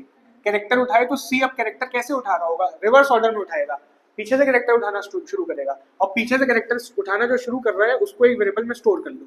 एक स्ट्रिंग टाइप का R लिया, को हमने दिए 2 कोड्स, मतलब अभी हमारा R नाम का वेरिएबल है और खाली पड़ा है, कुछ नहीं इसके अंदर, और यहाँ लगाना R=R+C। जो कैरेक्टर उठ रहे हैं R में स्टोर होते जाएंगे, मतलब रिवर्स स्ट्रिंग होके किस में आ जाएगी, R में। C हमारा उल्टे कैरेक्टर उठा रहा है, सारे कैरेक्टर R में स्टोर होते चले आ रहे हैं, तो R में रिवर्स स्ट्रिंग आ गई।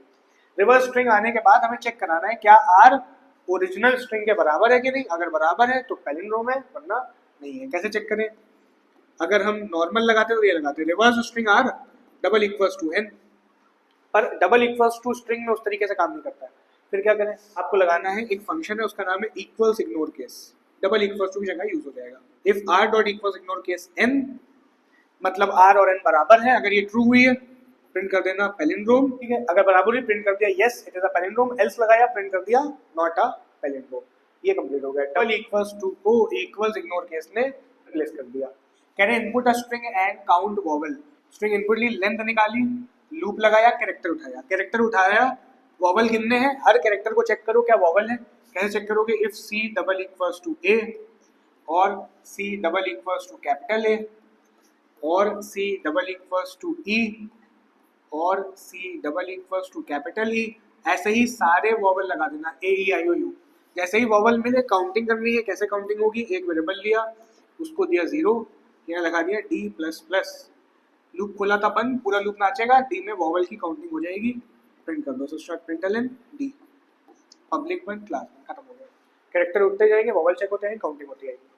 नेक्स्ट देखो क्या कह रहा है, program to convert a string to pig Latin string. Pig Latin string क्या होती है, आपको यूजर से एक स्ट्रिंग मिली, आपको देखना है पहला वोवेल कहाँ है, तो पहला वोवेल मिला E, है ना, जहां पे वोवेल है वहां से स्ट्रिंग अलग कर लेना, वहां से स्ट्रिंग अलग करने मतलब E-A-D अलग हो गया, इतना पोर्शन अलग कर लिया, और जो आगे का पोर्शन है वो भी अलग कर देना, मतलब BR अलग हो गया, BR लगा देना बाद में, वोवेल से बाद तक की स्ट्रिंग आगे, बची हुई आगे की स्ट्रिंग बाद में, एक AY एक्स्ट्रा ऐड ऑन कर देना, स्ट्रिंग बन जाएगी पिगलैटिन स्ट्रिंग। स्ट्रिंग इनपुट ली, लेंथ निकाली, लूप चलाया, कैरेक्टर उठाया, कैरेक्टर उठाने के बाद वोवेल चेक करना है, क्योंकि वोवेल से ही मेन काम स्टार्ट होना है। तो इफ C =A, सारे अपने तुम लगा देना, कैपिटल में भी लगाना, स्मॉल में भी लगाना, हम सिर्फ A-E-I हमने ऐसे लिख दिया, आपको सारे वोवल कैपिटल और स्मॉल दोनों में लगाने हैं, ठीक है। स्ट्रिंग हम मिक्स केस में ले रहे हैं, कोई अपर और स्मॉल कुछ नहीं करना। अच्छा, ये लगाने के बाद क्या करना, वोवल मिलते ही काम स्टार्ट हो जाएगा। वोवल मिला, ई पे मिला, यहीं से आपको स्ट्रिंग अलग कर देनी है। स्ट्रिंग अलग करने के लिए एक फंक्शन होता है, उसका नाम होता है क्या, सबस्ट्रिंग। कैसे वर्क करता है, अगर हम इसके इंडेक्स डालें, इंपॉर्टेंट होता है ये फंक्शन बहुत, और इस पे बहुत क्वेश्चन आते हैं। तो अगर हम कहें ई ए डी अलग करना है ना, तो सबस्ट्रिंग में तुम 2 डाल दो। 2 डालने का मतलब क्या है, ई ए डी पूरा अलग कर लेगा। अच्छा, हम कहें पोर्शन अलग करना, मतलब बी आर अलग करना है, तो कैसे अलग होगा, एन डॉट सबस्ट्रिंग लिखना, इसको डालना शुरुआत का इंडेक्स जहां से उठाना है, मतलब 0 से लेकर उठाना है। बी आर अलग करना है ना, तो आपको बाद में कॉमा लगा के आर के आगे वाला इंडेक्स डाल देना है। तो आर के आगे वाला मतलब आर का तो 1 है, तो आपको डालना है 2 का। क्या मतलब होता है इसका, जब तुमने एन डॉट सबस्ट्रिंग 2 लिखा, तो इसका मतलब है 2 से लेकर आखिरी तक पूरा अलग कर देगा। तो 2 से आखिरी तक अलग करने मतलब ई ए डी अलग हो गया। इस केस में ई ए डी अलग हुआ था। इस केस में क्या होता है, जब कॉमा लगा के लिखते हैं एन डॉट सबस्ट्रिंग 0, 2, इसका मतलब होता है 0 से लेकर 2 तक, 2 से एक पहले 0 को इंक्लूड करता है, इस बाद वाले को एक्सक्लूड कर देता है, मतलब नहीं लेता है, इंक्लूड नहीं करता। खैर, तो 0 से लेकर कहां तक उठाएगा, 1 तक। तो 0 से 1 तक मतलब क्या उठा रहा है, बी आर। अब आते हैं नजर, कैसे अलग करें। यहाँ लेना स्ट्रिंग, एक रैंडम वेरिएबल लिया एफ, ठीक है, उसको दिया हमने एन डॉट सबस्ट्रिंग, जो हमारा आई होगा ना, जैसे ही वॉवल मिला है तो आई वहीं पे है जहां वॉवल है, तो आपको यहाँ आई लिख दो बस। वॉवल से लेकर आखिरी तक अलग होके किसमें आ गई, एफ में। इसके बाद हमने एक और लिया स्ट्रिंग जेड, एक और रैंडम वेरिएबल लिया, उसको दिया एन डॉट सबस्ट्रिंग, और इसमें क्या डालना है, 0 शुरू से लेकर किसका इंडेक्स डालें, आर का के ई का, हमें ई का डालना है, क्योंकि ई का डालोगे तो ये एक्सक्लूड हो जाएगा। तो मतलब आई किस पे, आई पे ही है, आई हमारा वोवल पे है। बी आर अलग हो जाएगा, बी आर अलग किस में आ जाएगा, जेड पे। इसके बाद क्या करना, नई स्ट्रिंग बना दो, स्ट्रिंग के इक्वल्स टू, कैसे बनेगी नई स्ट्रिंग, ये जो एफ निकाला था है ना, इसमें बाद की स्ट्रिंग ही है ई ए डी, तो आप एफ लगाओ, और जो जेड था उसमें आगे की स्ट्रिंग है, जेड लगाओ। इसके बाद ए वाई एक्स्ट्रा एड ऑन करो, ये बन गई हमारी पिगलेटेड स्ट्रिंग। इसके बाद करना ब्रेक, इफ बंद लूप बंद। जैसे ही वोवल मिला, हमने अपना पूरा टास्क लगाया जो इन्होंने पिगलेटिन बनाने को बोला था। सबस्ट्रिंग आना चाहिए, बहुत इंपॉर्टेंट है। इसका प्रिंट कर देंगे system.println, किसको प्रिंट कर दें, आंसर किसमें होगा, के में, पिगलेटिन स्ट्रिंग के में, पब्लिक बंद क्लास बंद। क्वेश्चन क्या कह रहा है, write program to input 2 string of same length and join them. Assume करते हैं 2 स्ट्रिंग मिली सेम लेंथ की है और उनको ज्वाइन कर देना। इस पे एक एडवांस क्वेश्चन भी है जिसमें सेम लेंथ नहीं है, वो 12th में कराया गया, तो उसी में से वो कवर हो जाएगा। खैर, एक स्ट्रिंग मिली बॉल, एक मिली वर्ल्ड, तो आपको इसको कंबाइन कैसे करना है, बी और डब्ल्यू, ठीक है, उसके बाद ए और ओ, ए ओ, उसके बाद एल और आर, एल आर, फिर एल डी, मतलब एक पहली का कैरेक्टर, एक दूसरे कैरेक्टर, हर कैरेक्टर उठा उठा के नई स्ट्रिंग बना देनी है। अच्छा, तो अब की देखो, स्कैनर मैसेज एक स्ट्रिंग इनपुट करी और एक और स्ट्रिंग इनपुट करी, 2 स्ट्रिंग इनपुट करी, एक की लेंथ निकाली, दूसरी की भी लेंथ निकाली, दूसरे की ना निकालो कोई दिक्कत नहीं, क्योंकि दोनों की स्ट्रिंग की लेंथ सेम मान के हम काम कर रहे हैं, अज्यूम कर रहे हैं कि सेम है, ज्यादा कुछ हम दिमाग नहीं लगा रहे इस पे। इसमें हमने लूप चलाया, किसी की लेंथ तक चला दो, चाहे लेस देन एल लगा दो, चाहे लेस देन एफ लगा दो, दोनों की लेंथ हम सेम मान रहे हैं। कैरेक्टर उठाया, char equals to N dot caret I, एक कैरेक्टर नहीं उठाना, 2 कैरेक्टर उठाने हैं, कैर डी इक्वल्स टू, एक एन डॉट कैरेट आई उठाया तो एक के डॉट कैरेट आई भी उठाओ, दोनों का पहला पहला कैरेक्टर उठेगा। अगर इसका बी उठा तो इसका डब्ल्यू भी उठाए, और एक खाली स्ट्रिंग ले लो जेड, इसमें हम अपना रिजल्ट स्ट्रिंग बनाएंगे, तो Z equals to Z plus C plus D. क्या होगा इससे, जो पहला पहला कैरेक्टर उठा जेड में स्टोर हो गया, फिर दूसरा दूसरा उठा वो भी जेड में आगे स्टोर हो गया। लूप बंद, लूप के बाहर प्रिंट कर दो जेड को, पब्लिक बंद, क्लास बंद, खत्म हो गया। पूरा लूप यहाँ से यहाँ तक नाचेगा, जेड में नई स्ट्रिंग जनरेट हो जाएगी। खत्म हो गई हमारी स्ट्रिंग्स। इसके बाद आते हैं अपने मेन कोर के ऊपर, कि हर क्वेश्चन इसी के ऊपर आता है, इसी पे बेस्ड होता है। डिस्क्रिप्शन बेस्ड प्रोग्रामिंग आती है, जो भी 3 क्वेश्चन आएंगे 2 अटेम्प्ट करने होंगे, डिस्क्रिप्शन बेस्ड होंगे। कंस्ट्रक्टर और फंक्शंस होते हैं इसके अंदर। सॉल्व कैसे कराया जाता है इसको, फंक्शन का एक काम होता है परफॉर्म देयर स्पेसिफिक टास्क। आपको क्वेश्चन कुछ भी कह रहा हो, फंक्शंस का जो टास्क होगा वो वही करेगा। इनपुट का अगर फंक्शन तो इनपुट लेगा, अगर रिवर्स करना है फंक्शन तो वो रिवर्स करेगा। फंक्शन का एक स्पेसिफिक टास्क होता है, वो करता है, ये ध्यान रख के क्वेश्चन कराया जाता है। इसके बाद do whatever is written sum up at last. आपको अभी शुरुआत में जब क्वेश्चन मिलेगा तो आपको वो करना है जो कह रहा है, जो कह रहा है वो करते जाओ। ओवरऑल क्वेश्चन पढ़ लो, पर आपको जो क्वेश्चन कह रहा है करते हो, क्योंकि डिस्क्रिप्शन है। उसके बाद लास्ट में देख लो कि क्या आपका जो पूरा वर्क था ओवरऑल हुआ कि नहीं हुआ। तो सम अप एट लास्ट, इसके बाद प्रैक्टिस, बाकी प्रैक्टिस करो आ जाता है, ऐसा कोई खास नहीं होता है। नेक्स्ट देखते हैं। अब पहले समझते हैं यहाँ पे दो तरीके के फंक्शन जो क्वेश्चन में देखने को मिलते हैं। एक होता है वॉइड वाला, क्लास एक रैंडम बना दी हमने, बस अभी समझने के लिए छोटा सा पार्ट है। वॉइड इनपुट, तो इसने अपना इनपुटिंग करी तो आप इसको कॉल कैसे करोगे? आप ऑब्जेक्ट बनाओगे, जैसे ही ऑब्जेक्ट बनाओगे कंस्ट्रक्टर ऑटोमेटिकली कॉल हो जाएगा। खैर आपको क्या करोगे, इस पर कॉल कर लो, सीधे ओबी डॉट इनपुट लिखा, ये मेथड कॉल हो गया, इसमें कोई दिक्कत नहीं, पब्लिक वन क्लास वन। तो एक वॉइड वाला मेथड वो ऐसे ही कॉल हो जाता है। इसके बाद आता है एक दूसरा मेथड दिया है। वॉइड वाले मेथड का मतलब होता है no return type. No return type का मतलब इसने कुछ कैलकुलेट ही करा होगा, कुछ वापस नहीं भेजा होगा, बस इसमें कैलकुलेशन ही होगी, कुछ वर्किंग ही होगी इसके अंदर। ठीक है, इधर आते हैं, यहाँ पे देखो फिर से कैलकुलेट लिखा है पर आगे आईएनटी लिखा हुआ है। आईएनटी का मतलब ये मेथड कुछ ना कुछ रिटर्न जरूर करेगा। और इन मेथड के देखो ब्रैकेट में पैरामीटर्स दिए हुए हैं, एक एक्स दिया और एक वाई दिया है। माना जाता है एक्स के अंदर भी वैल्यू है, अज्यूम कर लेना, वाई के अंदर भी वैल्यू है, अज्यूम कर लेना। ये भी डाउट रहता है कि एक्स में वाई में क्या है, एक्स और वाई में वो वैल्यू है जो अभी हम भेजेंगे, यहाँ से भी देखते हैं। यहाँ पे कोई ना पैरामीटर था ना वॉइड लगा था, सीधे सीधे वॉइड लगा था, रिटर्न भी नहीं था, पैरामीटर भी नहीं था, सिंपल कॉलिंग थी। इधर आते हैं आईएनटी लगा, रिटर्न टाइप है, तो पैरामीटर भी है।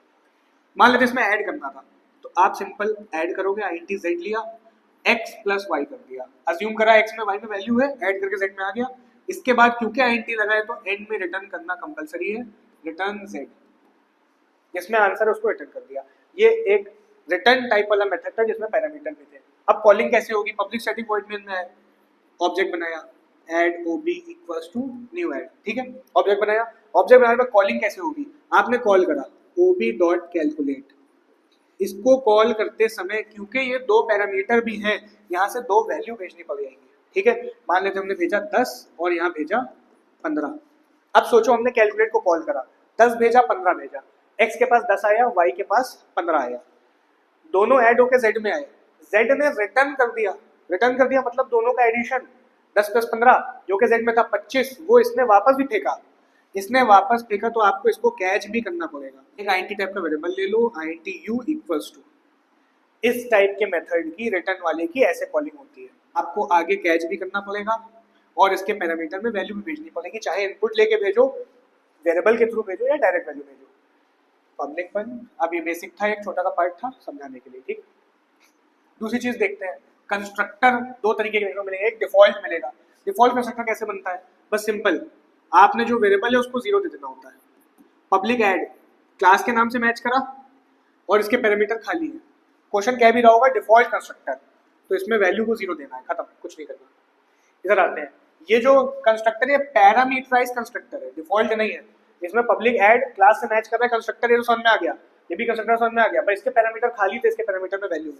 और नॉर्मली इसमें कहेगा assign x to y, x की वैल्यू y में असाइन कर दी, इसमें ये कराया जाता है। पब्लिक स्टैटिक में क्या होता है, पब्लिक स्टैटिक वॉइड में आप ऑब्जेक्ट बनाते हो ऑटोमेटिकली कॉल हो जाता है। आपने बनाया add ob equals to new add, बस कॉल हो गया, कुछ नहीं करना है, खत्म। आगे फंक्शंस पे जो होगा काम इसमें कराया जाएगा। इधर आते हैं, इनका क्या होना है, पब्लिक स्टैटिक वॉइड में जब आप ऑब्जेक्ट बनाओगे तो अब ये जो ब्रैकेट है ये खाली नहीं रहेंगे, इसमें तो खाली थे क्योंकि इसका कंस्ट्रक्टर डिफॉल्ट था, इसका पैरामीटराइज कंस्ट्रक्टर है, यहाँ वैल्यू भेजनी पड़ेगी, चाहो इनपुट लेके भेजो चाहो खुद से भेजो। Add ob equals to new add, यहाँ वैल्यू भेजी, ये वैल्यू 19 x के पास पास ऑन होगी, x से y में स्टोर हो जाएगी। ये ऐसे ही काम करना होता है, क्यों होगी क्या होगी हमें मतलब नहीं है, ये ऐसे ही वर्किंग करनी होती है। ये हमने फंक्शंस बता दिए दोनों तरीके के जो एग्जाम में दिखेंगे, और दो तरीके के कंस्ट्रक्टर बता दिए जो दिखेंगे। इसको एक छोटा सा क्वेश्चन देखते हैं, क्वेश्चन पढ़ेंगे और जो कहेगा वो करेंगे। कह रहे given a string containing sentence, write a program to remove all vowel from the string and form a new string. कह रहे एक स्ट्रिंग है उसमें कुछ सेंटेंस दिया है, उसके सारे वॉवेल रिप्लेस करो और नई स्ट्रिंग बनाओ। अच्छा ठीक है, एग्जाम्पल देखो यहाँ पे दिया है, एजुकेशन इज इंपॉर्टेंट है, तो आउटपुट क्या बनाना है, इसके सारे वॉवेल हटा दिए, तो कुछ ये आउटपुट आया, ई हट गया, यू हट गया, सारे वॉवेल हटा दिए इस स्ट्रिंग में से और ये आउटपुट आया। कह रहे class vowel is defined to perform the above task. कह रहे वॉवेल नाम क्लास बनाइए, तब देखो क्लास नेम दिया हुआ है, क्लास नेम वॉवेल रिमूव, आपको क्या करना, इंपोर्ट लगाना, क्लास बना देना। ठीक है, ब्रैकेट खोला, खुद से कुछ नहीं करेंगे, जो लिखा है वो करेंगे। पब्लिक स्टैटिक लगा देते थे, नहीं लगाएंगे। इसमें तो डेटा मेंबर दिया है, डेटा मेंबर मतलब वेरिएबल की बात होती है। वेरिएबल दिया है एक स्ट्रिंग str और एक दिया है स्ट्रिंग nstr, तो दो वेरिएबल ले लो, यही पे ले लेना, स्ट्रिंग str और एक लिया nstr। तो कह रहा है वो कर रहा है, अभी तक कुछ नहीं, यहाँ तक कि मेरा काम हो गया, देखने में बहुत बड़ा लग रहा था, कुछ नहीं था। str का काम है to store the original string, N S T R का काम है to store the new string after removing vowel. कह रहे हैं एन एस टी आर में ओरिजिनल स्ट्रिंग होगी, एन एस टी आर में न्यू स्ट्रिंग होगी जिसमें वॉवल हट चुके होंगे। बट हेडिंग पढ़ी है मेथड्स, मेंबर, फंक्शन। ठीक है, यहाँ से जो बात स्टार्ट हुई है फंक्शन और कंस्ट्रक्टर की बात करेंगे। वॉवल रिमूव, क्लास का नाम भी वॉवल रिमूव था, इसका नाम भी वॉवल रिमूव, मतलब ये कंस्ट्रक्टर है। और क्या लिखा है, default constructor to initialise the member with suitable initial value. Default constructor है, कुछ नहीं करना होता है। कैसे बनेगा, पब्लिक वॉवल रिमूव, क्लास का नाम लिखा, ब्रैकेट खोला, डिफॉल्ट वैल्यू दे दो, str को 2 कोट्स, nstr को भी 2 कोट्स, स्ट्रिंग है तो 2 कोट्स, कंस्ट्रक्टर खोला था बंद। यहाँ तक के काम हो गया। नेक्स्ट वॉइड एक्सेप्ट, ये क्या है, एक मेथड है। अच्छा, जैसे लिखा था बनाया, क्या कह रहा है, to accept a string in lower case. कह रहे हैं स्ट्रिंग को इनपुट कर लो लोअर केस में। कैसे इनपुट होगी, स्कैनर लगाना, पूरा फंक्शन है उसका एक स्पेसिफिक टास्क है, वो अपना टास्क करेगा। एक्सेप्ट के लिए फंक्शन है तो इनपुट लेना है, स्कैनर मैसेज स्टोर, एसओपी लगाना, एंटर वैल्यू तो स्टोर कर लेना किस वेरिएबल में, str नाम का वेरिएबल है, str equals to sc dot next line. इसके बाद इसको लोअर केस में भी कर देना। ठीक है, स्ट्रिंग का फंक्शन यूज करा हमने, str dot to lower case. Void accept भी हो गया, फंक्शन था उसने अपना स्पेसिफिक टास्क कर दिया। वॉइड एक्सेप्ट के बाद नेक्स्ट मेथड दिया हुआ है void remove vowel. Void remove vowel में क्या करना है, to remove all vowels from the original string and store the result in str। कह रहे सारे वॉवल हटाओ, स्टोर कर लो, बहुत आसान है। लूप चला देना, for int I equals to 0, I less than str dot length I plus plus. के बाद क्या करो, कैरेक्टर उठाओ, char c equals to I, character उठे गए। अब चेक करो, if c not equals to a and c not equals to e, उल्टी कंडीशन अब लगाई जाती है तो आपको क्या करना होता है, एंड लगा देना है। c not equals to a and c not equals to e and c not equals to I and सारे वॉवल ऐसे ही लगा देना, a e i o u short में ही लगाना क्योंकि लोअर केस में कर रखी है हमने। अगर c वॉवल नहीं है तो आपको इसको क्या करना है, इफ का ब्रैकेट खोला, nstr में स्टोर कर लेना है, nstr equals to nstr plus c। If खोला था बंद, लूप खोला था बंद, मेथड भी इवन जो खोला था बंद कर दो। ठीक है, ये इफ का ब्लॉक है, ये लूप का ब्लॉक है और ये हमारा मेथड का ब्लॉक है। क्या करा हमने, लूप चलाया, कैरेक्टर उठाया, अगर जो कैरेक्टर उठा वो वॉवल नहीं है, ना ए है ना ई है ना आई है ना ओ है ना यू है, वॉवल नहीं है तो nstr में स्टोर होता गया, तो सारी स्ट्रिंग में से वॉवल हट गए और nstr में नई स्ट्रिंग जनरेट हो गई। यहाँ तक के काम हो गया। नेक्स्ट कह रहा है void display, to display the original string and newly form string. ठीक है, वॉइड डिस्प्ले नाम का मेथड बनाया और दोनों स्ट्रिंग प्रिंट कर दो। इस फंक्शन ने अपना स्पेसिफिक टास्क करा था, वैसे ही ये फंक्शन अपना स्पेसिफिक टास्क करेगा। sys.println str प्रिंट करा, ठीक है, str और str दोनों स्ट्रिंग हमने प्रिंट कर दी, मैसेज प्रॉपर देख कर सकते हैं। इसके बाद specify the class vowel, giving detail of constructor बना दिया, एक्सेप्ट बना दिया, remove vowel, void display, also define main function to create object and call. कह रहे मेन फंक्शन बनाओ, ऑब्जेक्ट बनाओ, कॉल करो। तो अब इसने पब्लिक स्टैटिक बनाने का, मेन फंक्शन मतलब public static void main, object बनाओ, कॉल कर दो। ऑब्जेक्ट कैसे बनेगा, क्लास का नाम यूज करो। ठीक है, वॉवल रिमूव वो भी equals to new vowel remove, खाली रखिए क्योंकि डिफॉल्ट कंस्ट्रक्टर था, सबको लाइन से कॉल कर दो। किसको कॉल करें, पहले कंस्ट्रक्टर को नहीं करना है, बस एक्सेप्ट को, एक्सेप्ट को कॉल करा, उसके बाद रिमूव वॉवल को कॉल करो, बाद ओबी डॉट डिस्प्ले को कॉल करो, पब्लिक बंद क्लास बंद। तो ये था डिस्क्रिप्शन वाला एक क्वेश्चन कंस्ट्रक्टर और फंक्शन बेस्ड।